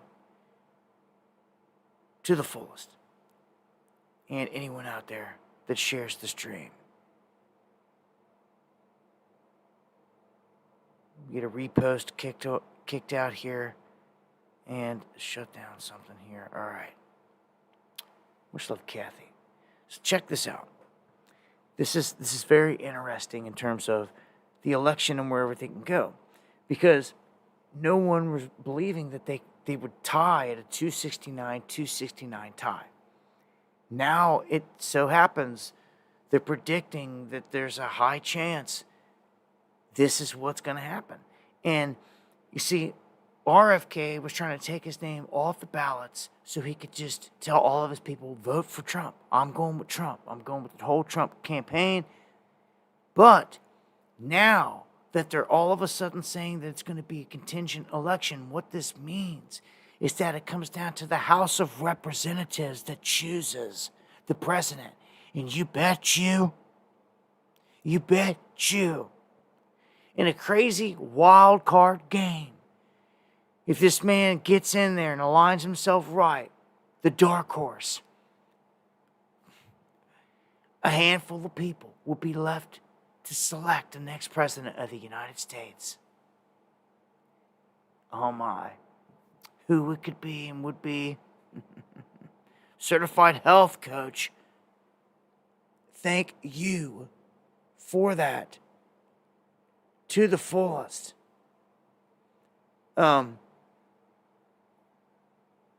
So he thinks he can actually be the president this way. So he just submitted on the 21st, he filed an emergency application with the Supreme Court, which appeared on the docket on Monday. New York State officials had until 4 p.m. today to respond per orders by Justice Sonia Sotomayor. And there's no update on here. It doesn't say what it is. There's no update on here. It doesn't say what has happened with this. This is key, man. Because if it does go to a contingent election, and this dude slides in there, oh my gosh, this could be a wild one, folks.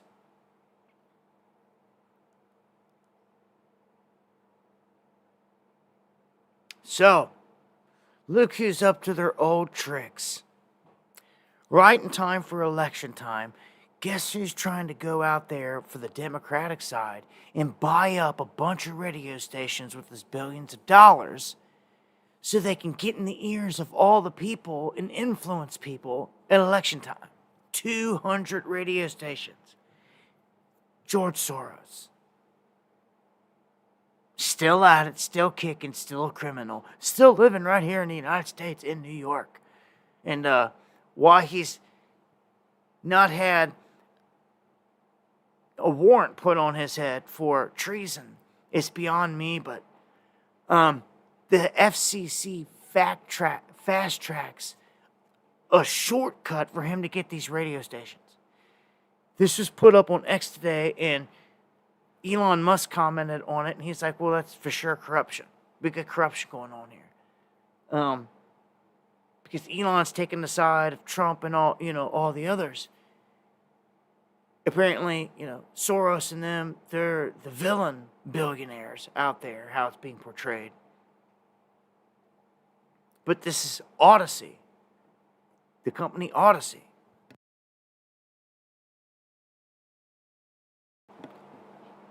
200 major radio stations tapping into 165 million Americans at this critical time.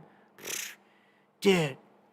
So what? He could tap into all of his illegal migrants out there and hit their stations and be like, go, go, go. Like, that's what it is. And so that they can put up disinformation against Trump, I'm assuming. Hey, much love, Meat Puppet. Back at you. Thank you for the comment and the coffee. Best way to support the show right there, that's for sure.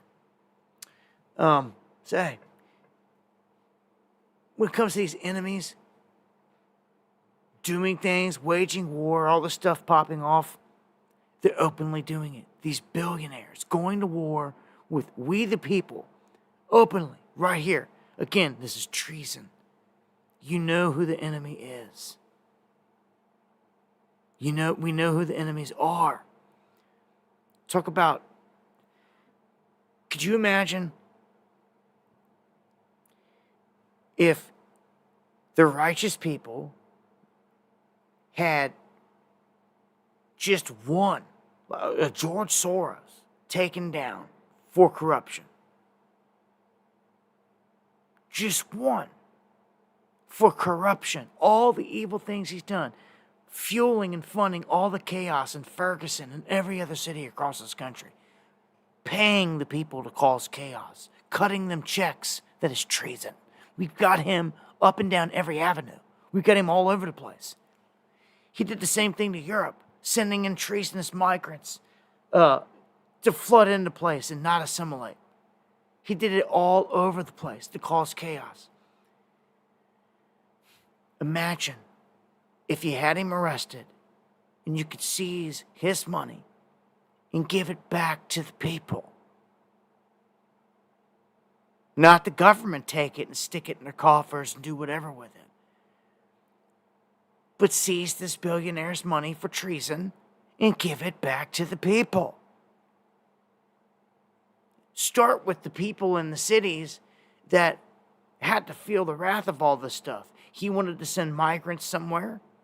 We'll start there. We'll go to all the people that were affected and start turning the tables. That's where it begins. You have to start turning the tables and supporting the righteous side. So in terms of all the Haitian stuff, you guys know that Trump came out and was saying all this stuff about cats and dogs being eaten. And them trying to attack him, saying it was false. When you can go out there and find videos of people all over the place saying that, no, this is what's happening. Well, a Haitian nonprofit group is now trying to attack Trump and J.D. Vance for saying those claims. They're trying to say that they're baseless and that they're malicious and racist and all these other things against the Haitians. But it's this garbage, man.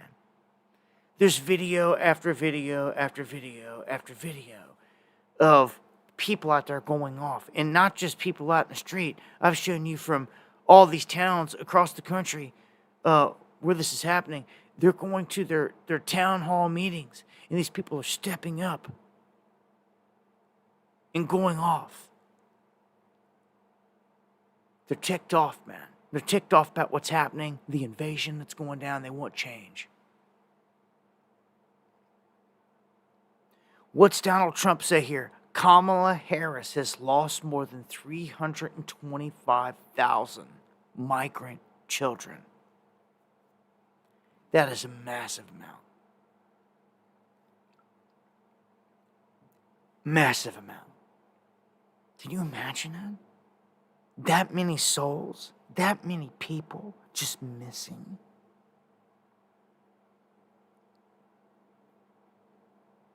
What do you think has happened to most of them?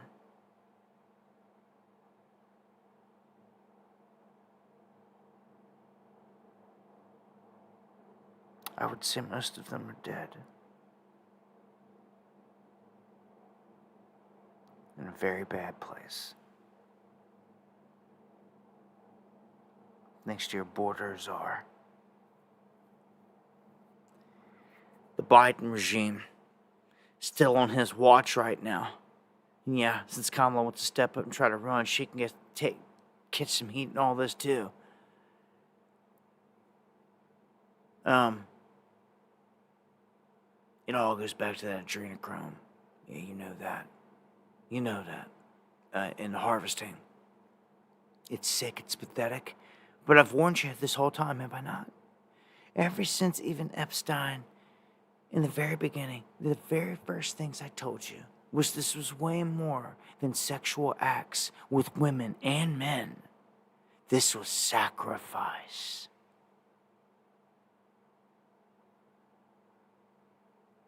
The word they do not use.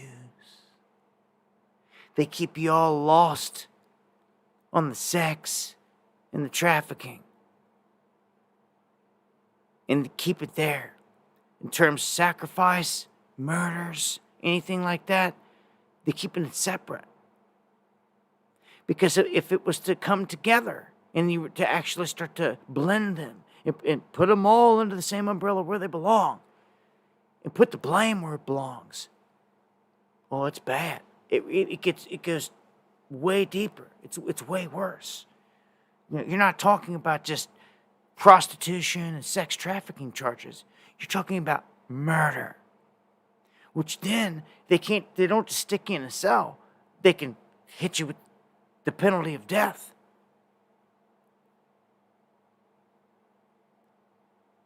So, yes, 325,000 migrant children gone missing. That is an insane amount missing. Not in the shelter over here. Not in that shelter over there. Gone.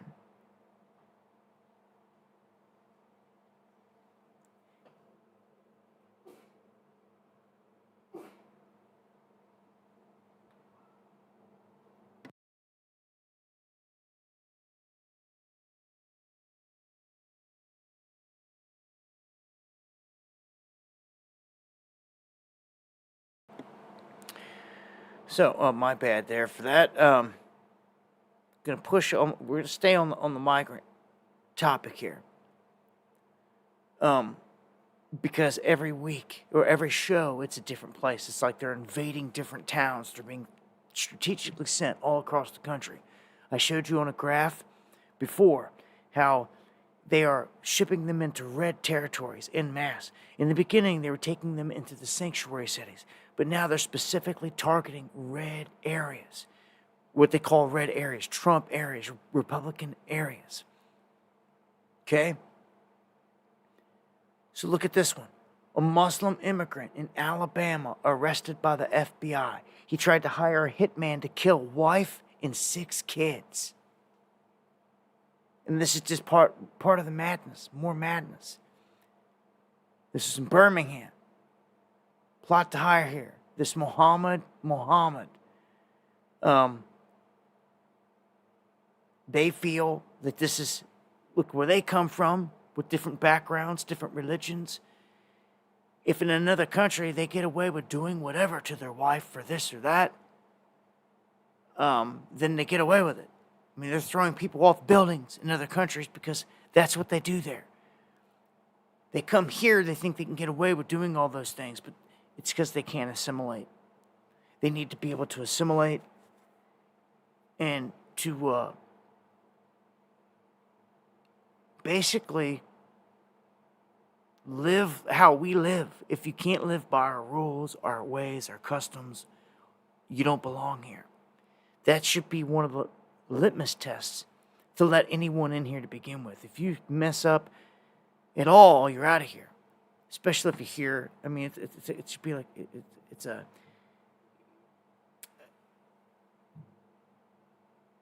I don't know how to put it, you got to earn it, to be here.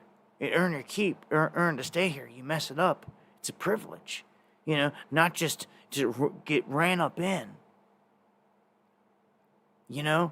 but anyone and everyone can just run up in America. What's it sound like? Sounds like a whore, right? Great whore. Babylon. Lady Babylon. Sound familiar?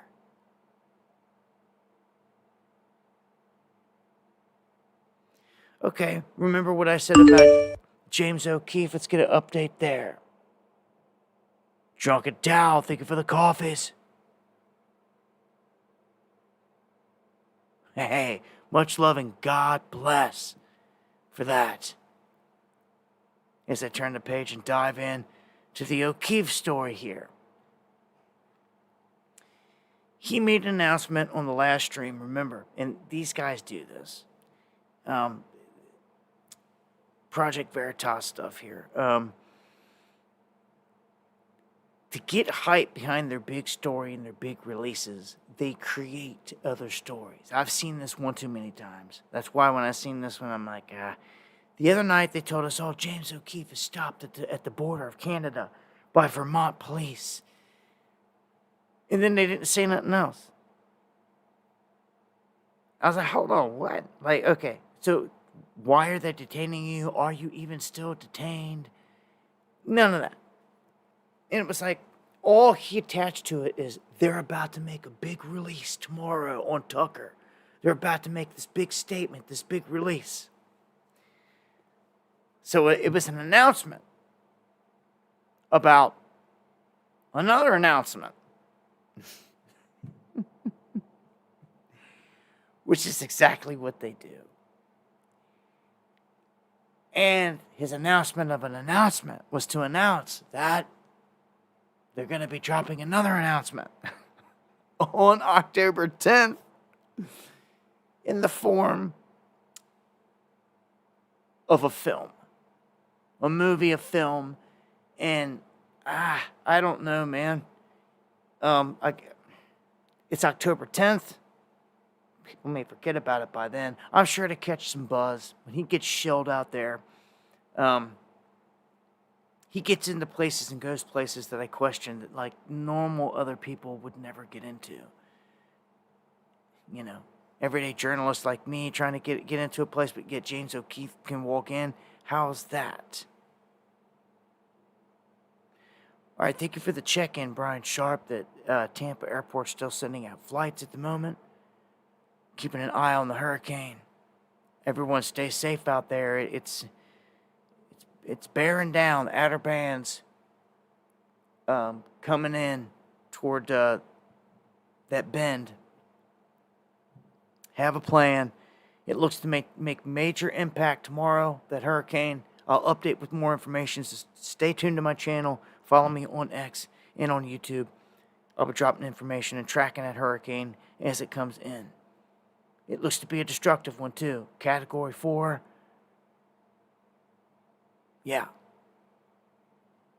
So, yeah, just saying. He's going to drop this big thing on the migrants and the whole crisis, and it's like, okay, it may be worth watching, but it's really going to be blowing the lid off anything. He could have been showing us this stuff nightly live, clip by clip, as it was going by. But these guys are all about putting out their films and getting all these views and all that. Look at this one.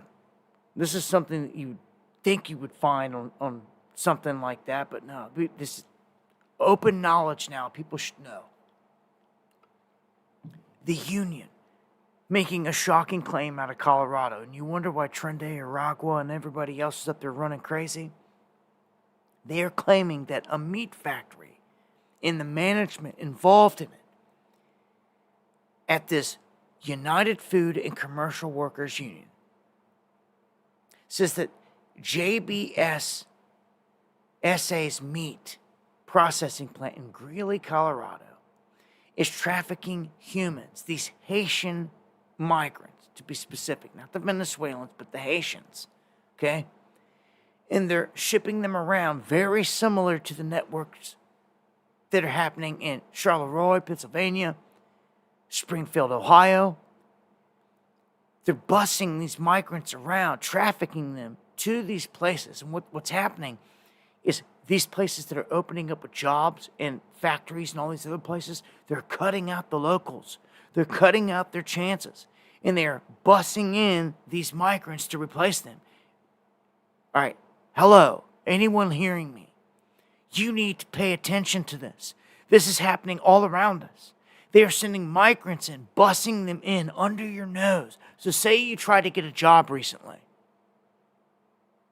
Say you tried to get a job recently, or someone you know, and you couldn't get one, couldn't find one, or this and that. Notice you walked into Lowe's recently, same place you tried to get a job recently, but yet all of a sudden it's got a lot of out-of-countrymen all over the place. You better pay attention. D. Thomas with the coffees, man. I love you too, brother. Thank you. Been relentless tonight, and I appreciate that more than you know. This is exposing a huge network, guys. Hardcore truth coming in. 10 coffees. Keep up the good fight. Hey, I appreciate it. All of it, man. Much love and prayers. God bless. Much love right back to you. We got to do something about this. As a people, we got to stay on top of this. Look, they're slipping into communities, snatching up your jobs, and people don't even realize what's going on until it's too late. Yeah, you didn't get the job. You go home, try somewhere else, didn't get the job. People getting depressed, blowing their heads off. It's ridiculous. They're bringing the enemy, the replacement in, and it's happening in all these different towns. There's obviously a strategy here. There's obviously an open plan that we're exposing here. It's happening all over the place. And some Americans, like King George out of Springfield, Americans are organizing this, facilitating this, and making a ton of money off of it because the government's paying them to do it. They're living in mansions. Guys like that, dude, they should be put on blast fully because they're helping to facilitate us getting invaded.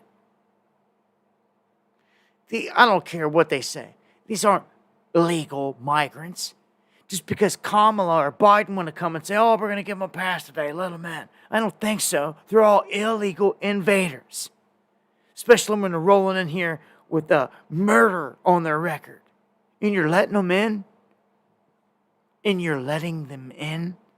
You should be tried for treason. For any murderer. You should have one count of treason for every murderer that you let in. How is it even possible that you let a criminal in, period? Someone wanted for murder. How does it even make sense? It is pure evil, dudes. It's insane, bro. It's Colorado, man. It seems that you've been targeted, Aurora, all these places, heavy. NYC, New York as well. All of this. It's everywhere. It's everywhere. As I said, red cities, towns you would have never thought of. Springfield, Charleroi. As I just told you earlier, Alabama's. Next stream, it'll be a new one. Facts all day. Oh, I'm getting ready to crack into the whole P. Diddy rabbit hole. All the madness there, the pedo stuff. I want to play a clip, though, out of Charleroi, in case you guys missed this one. This just kind of shows what's happening with all this. Quantum, man. Much love. 228 in the house again. Got that right. Thank you for the support. Much love. Check this clip out.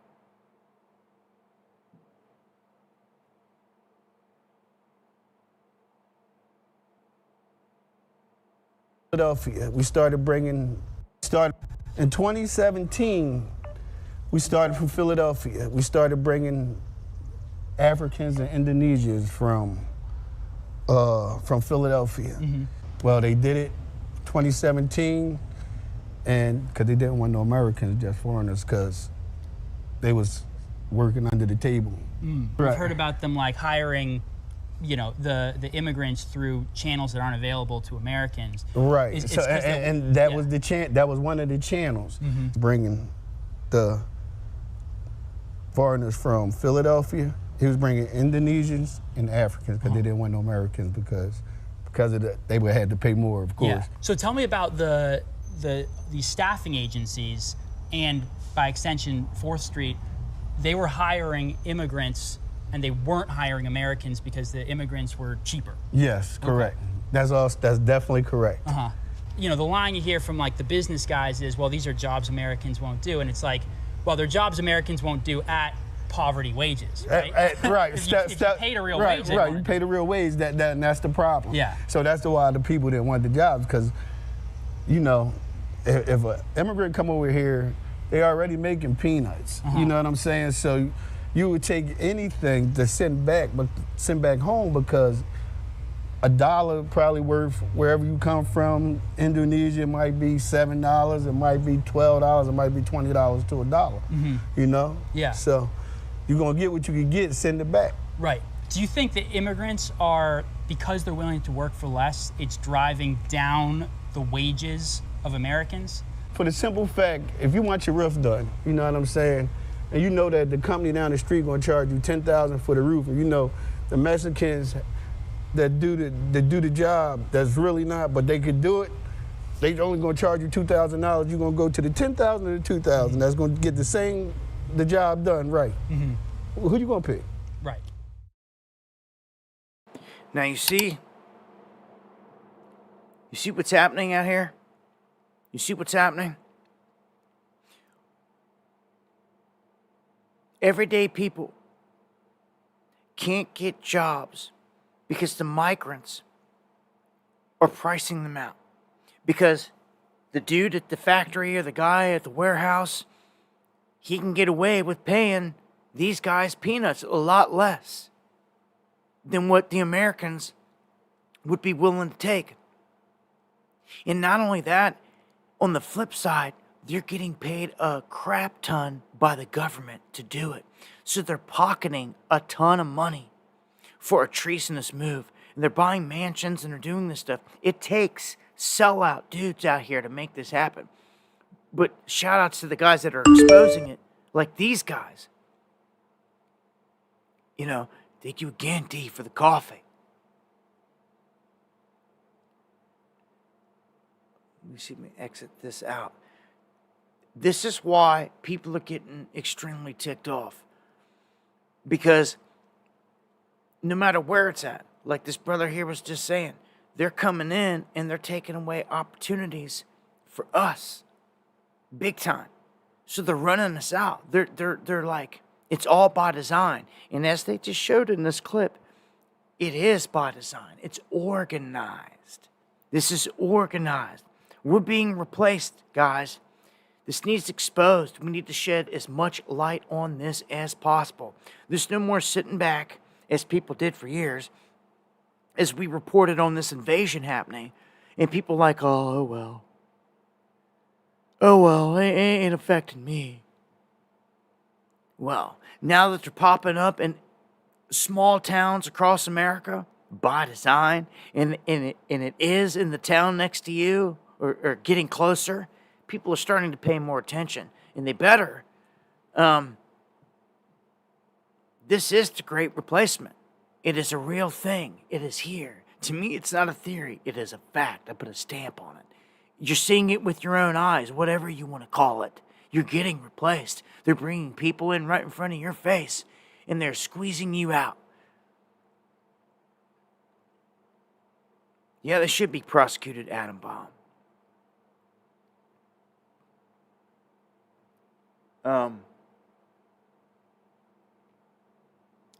Look at this. You think we'd learn from history, right? America tried third world immigration in the 80s, and the results were horrifying. Horrifying. Yeah. It's, history tends to repeat itself. You got to look at things like famously depicted. Maybe you guys remember, I know some of you guys remember the movie Scarface, right? I think I mentioned it here recently one other time, just because it came to my mind. The Cubans, Haitians, all this coming up into Florida in those films. Why was that? Why was the setting like that in that movie? It's because early 80s. See, I was just a kid then, so I don't remember it as well as that. The same thing happened. They brought in an influx of migrants. They sure did. Into Miami. Cubans and Haitians, and a huge influx of them. And you could see it in the movie Scarface and in Miami Vice, where they showed the huge influx, okay? And that was just 150,000 migrants. Compare that to the 500,000 Haitians that have been imported to all these other places. Not to mention the tens of millions of illegal aliens that are all over the place, that are outside of just these groups. So, when they tried this before, it failed miserably. And they say history just goes to show that it backfired, and that it's going to again. And see, this is part of the Democratic playbook. They tried to bring all these people in and then use them for votes. And that's how they work, the Democrats, the demon rats. It's just how they work. They try to bring all these people in, these migrants, house them in the ghettos, in as cheap a place as they can, barely keep them breathing. And then when voting time comes along, kick in the door and tell them, this is what we brought you here for. Go do your job, go vote. And do so, we'll give you this card that gives you just enough to get enough money to stay alive every month, paid for by the government, by our tax dollars. But this has happened before. This is one of the biggest issues that I see out there. It's why I try to put so much light on it. We're getting invaded. Big time.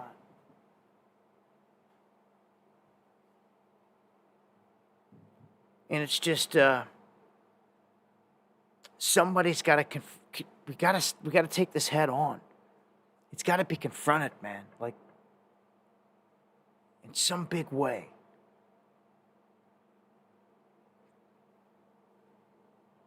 All right. Let's jump into some Diddy updates here. Sam Bankman.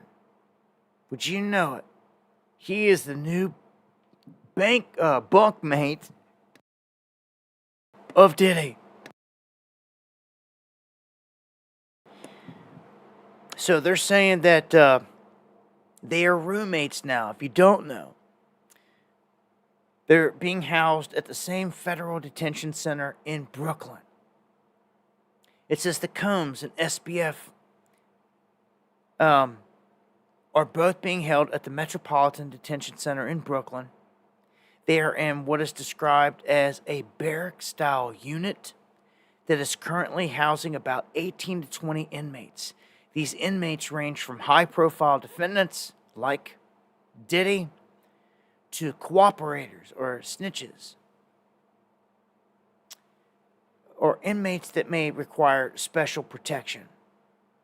Also in there, they say that this area is separate from the overall general population unit. So he's not in general population. They're in a special protective area, basically. And that's where he's being held. And that he could basically bunk up with Freed here. I'm sure they're talking about some things. I'm sure they're definitely talking about some things. It's just not like he's in a cell of his own. So people know he's not in a situation like Epstein was, in the end there, where he was just in there with one other dude, and the dude tried to like kill him to begin with, and then Epstein ends up dead. He's in here with many people, multiple people, and if something was to happen, you would have many different witnesses. So it's a different environment right now. Okay, so I just want to paint that picture and let it be known. This is the atmosphere which Diddy's in. It's a bit different than Epstein. But I also find it kind of crazy here that Bankman's ex-girlfriend, she just got sentenced to 2 years in prison for her role in this whole thing. Remember, this dude took billions. I mean, he took tons of money. He sent more than $100 million to the Biden campaign. That's crazy. Funded that.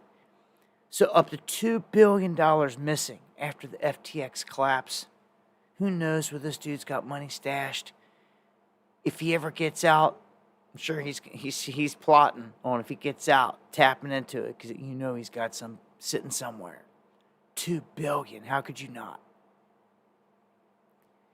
Sure, he could sit in there and plot on some things with Diddy.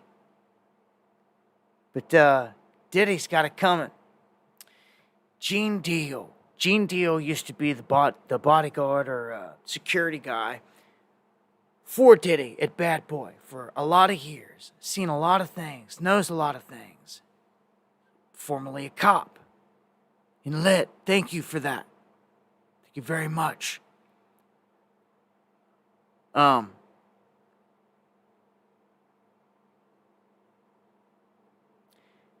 Gene Deal has been spilling a lot of info.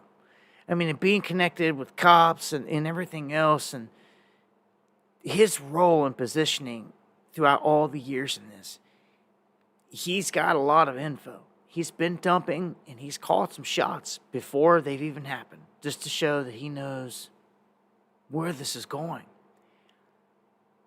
And he's saying, he guarantees you, a bunch of people are about to get pulled into this because this is different than Epstein. You see, these tapes that the feds have and that they're watching, that they've got right now, they're going to be brought into play because he sold them. And these had people on them.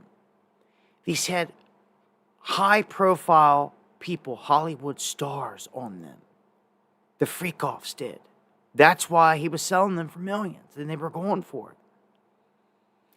So he says, surely, huge people are about to go down. Now, I want you to stop and think for a second of just some people here that could be on the block. Last time we spent some time talking about Justin Bieber because he was handled, manipulated, basically done wrong, molested, all these other things by Diddy throughout this whole thing. As we're going to see, it's all going to come out here in the wash. It already is.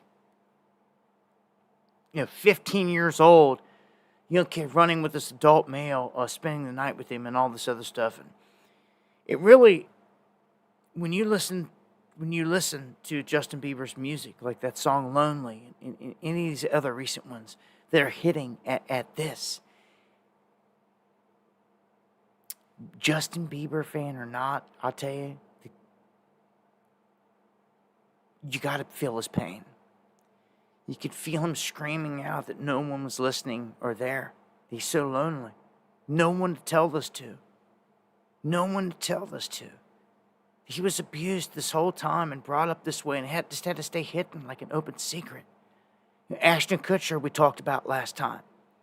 Ashton, one of the ones that's going to come to regret making all these statements on video about the Diddy parties, saying, "Oh, I've got all these things running through my head."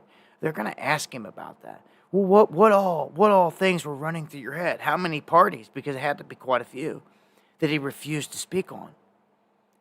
So Diddy's busted. Busted here with all these people. They've busted themselves. But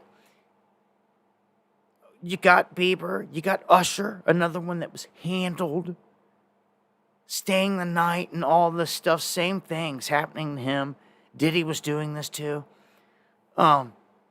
These are huge stars throughout the years. Can you imagine? There's video out them of them getting butt raped or whatever by Diddy. That's out there. I mean, this is going to be brought up in court. These people are already mentioned. Their names are already out there. It isn't like a secret list, like the list is out there. He actually named off a ton of these people. Now, some of the other victims, that could be hush-hush right now. But I guarantee you, a ton of them are going to keep coming out in the open as he's now behind bars and they feel safer. A ton more are going to come out. And they're going to go after all the people that are in these videos. Do you know what that means? That means if this dude had stars in the room, had everybody drugged up, and they're all doing these sexual things and these freak-offs, and he brings in young women or men, underage even, okay?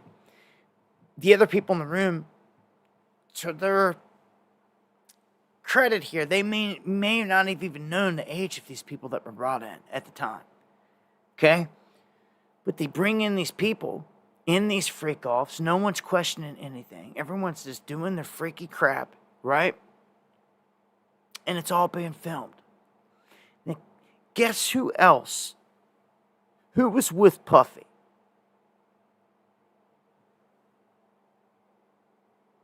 Who was with P. Diddy? Who's in a bunch of them photos?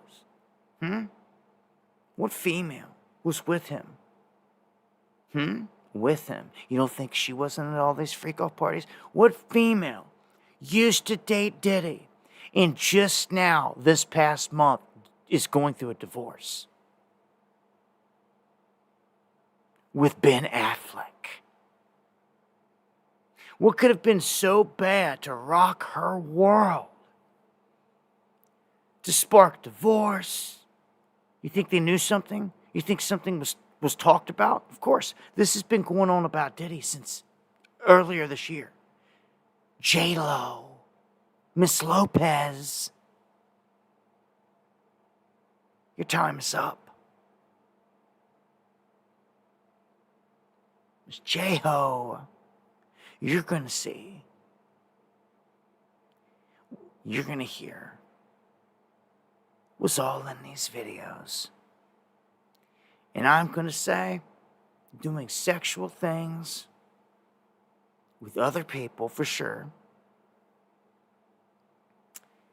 And boy, oh boy, if any one of them was a minor, she's done. Because what Gene Deal says here in Art of the Dialogue video is the feds have these videotapes. They got them. There's not a conspiracy of maybe there's tapes of this and that or someone's got them, Assad. No, they've got them.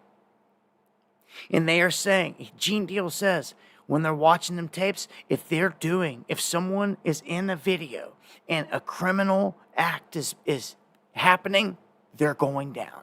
Meaning that if J-Lo is laying there And they're doing their freak off stuff, all the sexual stuff, and in walks a minor. And she doesn't even know, or it does or doesn't. It doesn't matter at this point. If they could prove that a minor was brought into the room, into the acts, and engaged in the acts, done. Done. So many people are about to go on this. You know what? And this is probably serve as a very good smokescreen for the Epstein list. Because that's the big dog. Diddy's small dogs down here, okay? Yes, it's a lot of people and it's getting blown open. And yes, it's some rich people. But it's not the powerful people that Epstein has. You see, these were the ones, that, this is Diddy and his ring. If you wanted to catch the powerful people, well, it was the people that groomed Diddy. All those that were at Epstein Island. You see?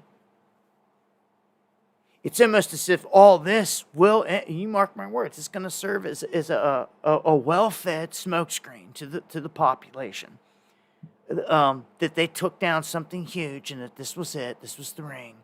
When it wasn't. You still would not got a single name off the Ghislaine Maxwell list. Sure not. Maybe are there people that were at both and intertwined? Sure, it's one big club. Sure, definitely. But see, Diddy learned this from his masters, and his masters hung out on Epstein Island, you see. And they all get blackmailed. That's the way that it goes. I don't know if you know this or not, but if you want to even get into one of the clubs, like Skull and Bones, it's pretty well known at this point. The only way that you're getting in is to get blackmailed. So you're willingly doing that. They make you do sexual stuff, lay in a coffin, all this stuff. So they've got blackmail on you. They film it. I mean, this is known. It's one of the oldest tricks out there. Okay, so they're just doing it large scale here. And he thought that he would get away with this forever, but he's not. So just imagine J-Lo's and all the rest that are about to go down with this, man. All of them, man. Yeah, Ben Stiller was piddly diddlies. Good friend. He has a lot of friends, a lot of connections. A lot of people were at the parties. A lot, like your Ashton Kutchers and more. They're all going down. I'm telling you. You can't take it away now. Like, they're done. All these people are so done. There's like no escaping it. It's crazy. So, this is going to be a really interesting one to see how it unfolds. Who pops up in the headlines, tomorrow. And if he does make it to court, and trial and all this stuff, my gosh, man, this is going to pull in a lot. These names intertwine. Some of the Epstein list is definitely on the Diddy list in all this, but not the biggest of biggest players. They're just not. Not until you start rolling in Rothschilds and all these others. The guys that point a finger into the chest of King Charles. They control it like that. Not unless you start rolling here with the Mossad on film. Do you have anything? Yeah, and it's a rest in peace to Tupac and Biggie and all the others out there that were murdered. That were taken out in this whole thing. That's what's, again, overlooked. They've got you looking at all the sexual stuff and just bypassing the murders. Any of the sacrifices. Dude, when the murders break loose around Diddy, it's over. It is so over. I hope they nail him for all of it. Hope they nail him. Somebody's got to take it. Nail him for all of it. Diddy, Pac, let him catch it all. Even though the feds are implemented in a ton of it. He'd just be their fall guy. Yeah, that's the truth. That's the real. It's as real as you're ever going to get it. Yeah. Because you ain't going to catch no shooters, no trigger man, or nothing, no Lee Harvey Oswald. It ain't happening. All that'll remain a mystery for an eon. It will. But you know who ultimately ordered it. The same hand that takes them all out. From JFK to John Lennon, the Tupac to Biggie. It's the same hand. I'm telling you, it's the beast. Don't you worry, don't you wonder no more. It's them. Always has been. At this point, always will be until someone stops it. Till the Most High returns and smokes them. Separates the wheat from the tare. And lights this place up. And burns them up. So, all their evil. This place is so evil. Gosh, it's so evil. Just shows the devils will sell out devils. They'll cut each other's throats. This, that, and the third. Yeah, RIP to all of them, man. All of them that they attacked, man. Every single one of them. Every one of them. All the people that died mysteriously. That you knew that they got. Joan, to Michael. All of them, man. They got them all, man. Pisses me off. I fight the fight for all the souls we've lost in the name of the Most High. In heaven. I'm going to end it on this here tonight and give some final thoughts. This is in regards to them tearing this whole thing down. You know they're coming after our free speech, and they have been, and they'll continue to. If they could take down someone like Elon, they can do major damage. And a stepping stone to that, love him or hate him, is Alex Jones, InfoWars. He's someone that I had told you for years that I didn't trust him because of his connections to Israel and paid off by Stratford and Schilling, Male Vitality, and all this other stuff, and it's not being real. You know, real truthers in this game aren't millionaires. You know that? You realize that? You know that, right? They get it served the hardest. Like your boy right here has been served. Blackballed, censored, shut down every way you could think of, right?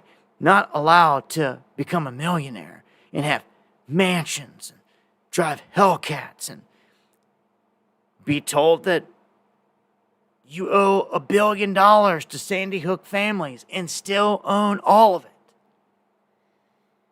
It's just crazy. The guy always have all this, but a real truther would have been decimated a long time ago. But what they've just ordered Mr. Alex Jones to do is liquidate InfoWars. It has to be sold. And all that money given to the families of Sandy Hook.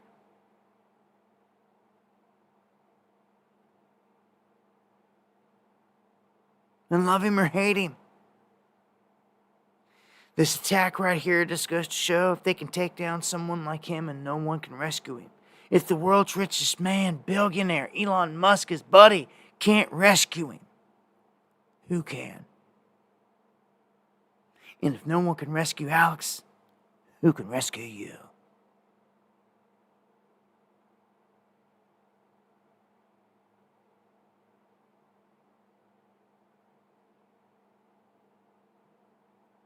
It's crazy.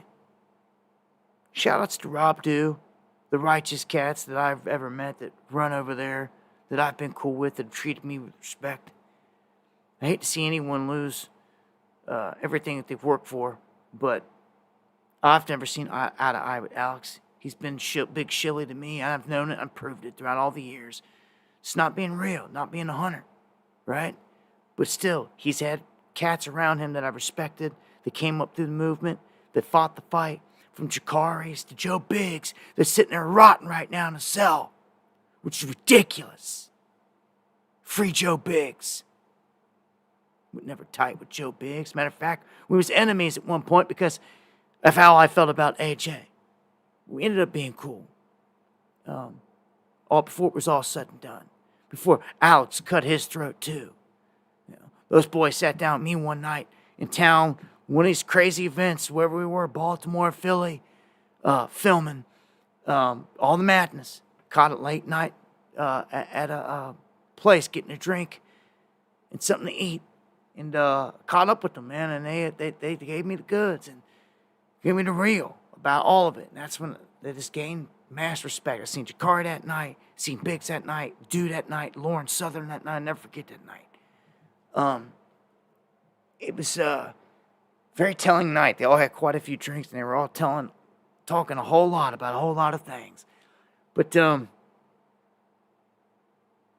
appreciate Rob Dew out there as well for giving me that interview, 2016 election cycle, Cleveland, when Alex would have never done it. I told him, man, I'm like, Alex isn't going to lie. He's like, I give the green light for posting. And he did an interview with me and put me on there, on InfoWars, a place that I never thought the light of day you'd ever see or hear from me, just because of me butting heads with AJ. But yeah, again, much love there to everybody that ever fought the good fight, period, no matter what. I just know that Dew and all them put in a lot of work over there to make things happen. And as Spiro says, Biggs was sentenced to 17 years in prison. There you go. That's it, man. I don't feel he deserves it. I feel he got wrapped up in some crap, some Fed crap, in the passing him and Enrique, all of them. I even know, before all that, Biggs got hit with the DUI and all this, they had stuff that held over his head, man. They got him involved in stuff, and then they cut his throat. And when I seen Joe Biggs dyeing his beard out there, trying to blend in with that group of dudes, fake militia dudes, I knew it. I seen it from a mile away. I ran the streets with Biggs a million times. Dude was never afraid to show his gray beard, never afraid to be him. When he was faking and all that, it stood out like a sore thumb to me. So, again, man, look, I ran the streets, did many events with Biggs throughout the years, man. I don't see he ever did anything on J6 or anything connected to it that warranted 17 years. And I'll be honest, if I'm going to call for Donald Trump to pardon Joe Biggs in every single person that was connected to J6. The day he's in, he's talking about having Ukraine peace before he's even in. If he's elected, well, there's another one. You can start pardoning cats before J6 even hits. Get them pardoned. Can't bring back, Ashley Babbitt's life in those lost in these things, but you can pardon the guys that are locked up on crap. You sure can. And what's up, Uncommon? Make sure to check in with Uncommon News. They're one of my mods in the chat. He's always reporting on stuff going on down near the border, around the El Paso area. Much love, Uncommon, for everything you've been doing. But yeah, my thoughts on, it's the end of an era. Who knows? Maybe George Soros does a number and comes and buys InfoWars. It does some crap. I mean, I've seen everything at this point. Yeah, it seems this election's already bought and sold, stole again.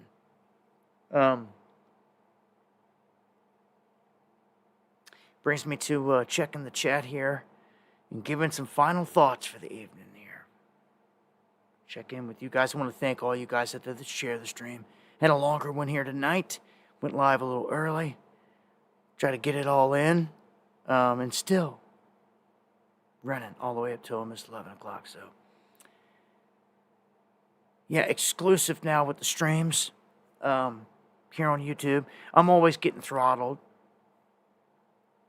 You may notice, yes, very true, Spiro. You may notice sometimes over here on the streams, especially on YouTube, that 200 people will just disappear out of nowhere. It seems to be about the number. And it's just, it's the censorship that happens here. That's why I was restreaming all these other places, and I may open back up to doing that here in the future. But I was trying to get this OBS thing fixed, and at least I've narrowed it down to it's an OBS issue now that I know what I've been dealing with, and not a restream or anything else.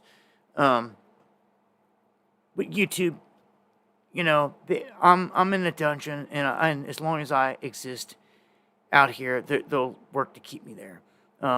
People were emailing me saying, on the last stream, we noticed that every time you'd hit 2,000, it would stop, and it would kick you back, and you could run back up to 2,000, and it would kick you back, and it keep happening. It wouldn't let you get past 2,000. I know. I've seen it myself. Jeff, thank you. It's censorship, man. It's keeping a lid on me. Literally, when you sit there and you're watching people piling in, it runs up and it's smacking a wall and bouncing off of it. A solid number like that and will not crack it, and it's doing it repeatedly. Dude, come on. That's censorship at its finest. I told you over on X where you're supposed to be free. Garbage. I'm in the dungeon there. I'm what they call flatline. I see new people come in every day. Every day. New followers in my notification. But even if I had some leaving, it's not an even amount every day. The odds of that are impossible. When you go into my analytics, I'm flatlined. New followers, all that, it's flatlined. Because they've got me flatlined in the dungeon, dead, gone. Just a select bubble. The algorithm's not stupid at this point. It knows who interacts with me. It knows who interacts with me often. So it will always make sure that you guys, for the most part, are seeing those posts, getting notifications, but not always. You won't always get notifications. Learn that. Hit the bell. If you haven't, if you're subscribed to my channel and you've not hit the bell notification, you better do it right now. Because you're definitely not going to get notifications. I did not even get notifications through my other email for me going live tonight. But censorship, I see people just reaching out and questioning it and wondering what's going on and wondering if it's part of my problem over here with OBS 2, people dropping out. It's not. That's not it. When you see those things happening hundreds at a time, especially right around 200 is what I've picked up on, it's being done. It's being done by them big time. And when you see it hitting a brick wall at 2,000, come on now. I don't know what else to say. It speaks for itself. So we just keep fighting the good fight. It's all you can do. Keep swinging. One of these times we're going to catch him on the chin and put him down. You understand? And then I'm going to get right back on top of him, and I'm just going to keep on drilling. We're going to have our time here at some point. D. Thomas coming in there again with one more. This is I blame tacos. Tacos. Our tacos here in the chat, man. Stand up, dude. Best dudes out there. Top cats, man. Elon is a WEF plant designed to infiltrate the opposition. Us buying InfoWars will reaffirm his belief. Oh, wow. Whew. I said, Soros, you come back with Elon. That would be crazy if he tried to monopolize there. Oh, they tried to break it up and all that, right? Good point there. Good point there on that one.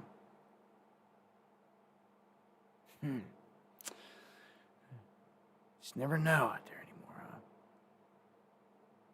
Go over here and check one more time on the X feed real quick. Make sure there's not nothing breaking before I shut everything down here. Oh, and I wanted to tie the whole thing in with Mayor Eric Adams resigning. He's been indicted.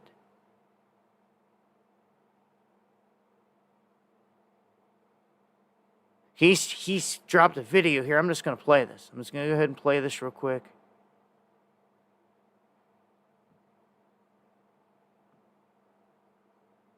Tends to charge me with crimes. My fellow New Yorkers, it is now my belief that the federal government intends to charge me with crimes. If so, these charges will be entirely false, based on lies. But they would not be surprising. I always knew that if I stood my ground for all of you, that I would be a target, and a target I became. For months, leaks and rumors have been aimed at me in an attempt to undermine my credibility and paint me as guilty. Just this past week, they searched the home of our new police commissioner, looking for documents from 20 years ago, just 1 week after he joined my administration. Enough. I will fight these injustices with every ounce of my strength and my spirit. My fellow New Yorkers. All right, so that's that. You may see more on this. I'm telling you, these indictments, people coming down. Hey, it's heating up, man. It's heating up, and distraction, right? It seems to be the name of the game these days. Quantum. Says, damn it, I can't get into coffee, so I'm using this. Much love. 22A. Quantum, thank you. Yeah, I want to thank everyone that has hit the super chat tonight. Anyone and everyone that buys a coffee. Your support is appreciated more than you know. Much love. Shouts to all the pure bloods out there fighting the fight. We've always got a different battle being thrown at us here. I really think something huge with the banking economy sector is about to happen. The only thing that can trump that right now is a lights out. And you just better hope that you've been planning for something here. Salute, Teddy Ross. Much love to all my people out there. Everyone fighting the fight, all the righteous. I love all you guys, man. It's good to see so many of you out there still active. You know, we've been fighting this fight for a long time. And seeing some of you out there, we're still here, alive and breathing. I mean, we've lost some good cats along the way. R.I.P. Kart Racer and so many others. We got to take advantage of what we got, guys. It's time to connect like Voltron. And do some big things. Get through this crazy window right ahead of us here. This election cycle into 2025. If I can do anything in terms of an event, bringing us together, another conference, something like that, I'd definitely do so. Definitely plan to do so. You just never know. It could be the last chance we get to meet in the flesh, meet in this lifetime, to meet up with other good people. I follow my heart and my soul in doing it because I feel like that's the only way that I'm going to get a chance to meet some of you in this life. That's it. It's a last-ditch attempt to meet good souls. There's a ton of evil out here. But I know that what God's given me here in this gift to be able to do what I do and have good people gather. I know some of you are good. I know it. And I want to tap into that. I want to meet you in the flesh and build on that. We only have so much time here. It's like Kev Bar there. Dropping a comment. I met Kev Bar in the flesh. I'll never forget the day I seen him come into the conference and look at me. I knew it. I knew the day I seen him and looked at him.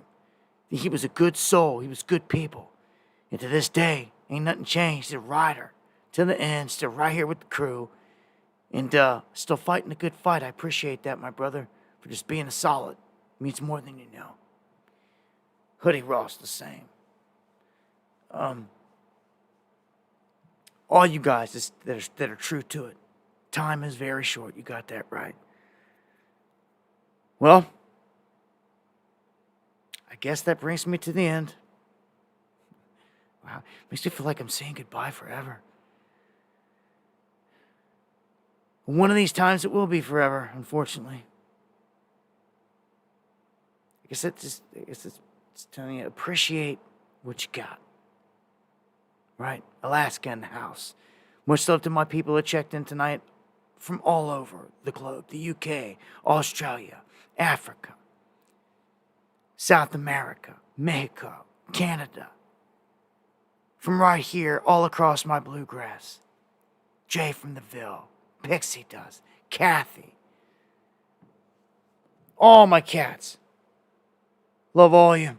Tacos, Tooch, Gary, all the crew, all the new cats here in the underground. Thank you again, Cannons. I appreciate it. And I look to be back here on Friday, God willing, for another one. Just know between now and then, we have a major Category 4, projected to be Category 4 hurricane, bearing down on the country. Going to hit the panhandle of Florida, Georgia, state of emergency, North Carolina, I think all the way up into Virginia, multiple places. I'll drop an updated video tomorrow on that. Keep your eyes peeled. Again, make sure you hit that notification button, notification bell here on the channel so you're getting all my stuff. And just make it a habit. Come in and check my channel every afternoon if you're just wondering, because I'm dropping stuff like daily. I'm making it a habit to be daily and going live 3 times a week. Just trying to be on top of it. It's that time, baby. I told you. Back in the saddle. Salutes to all you guys. Much love. Call upon the Most High in heaven to answer your prayers. Yahuwah. Bless those that call upon you, Most High. Pray for that guidance from Yeshua, Jesus. Stay righteous, y'all. I love you. Go take us out of here on some music. See you on the next one.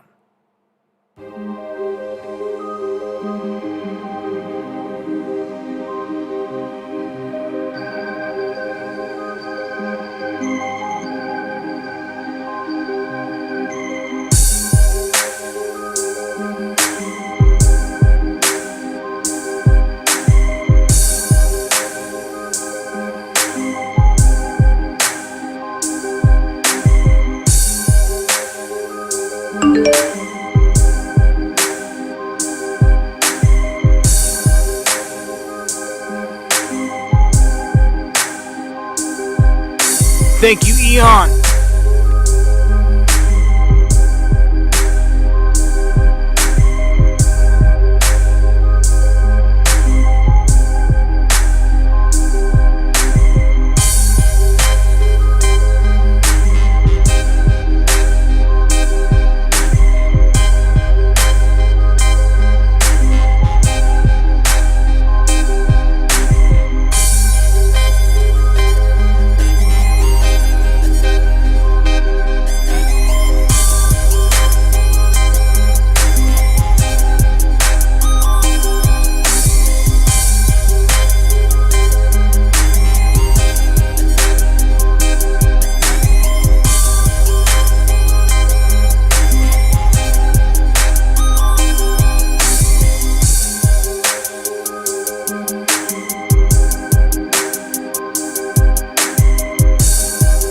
Much love, Jivo.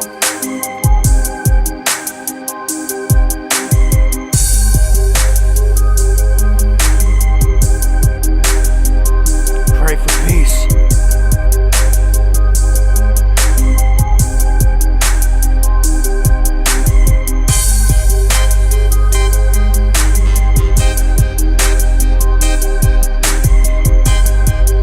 Much love, Quantum.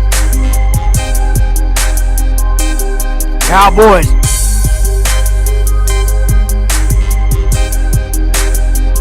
Bulletproof.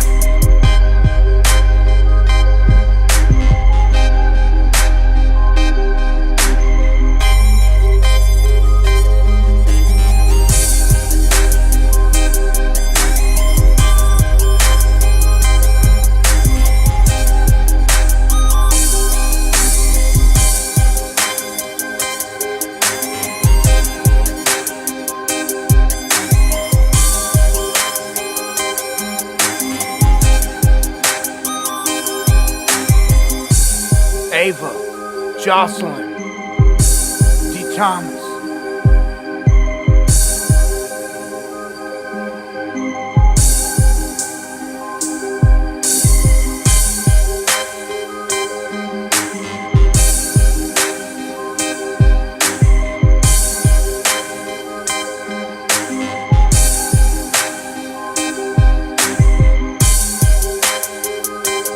Red Eye.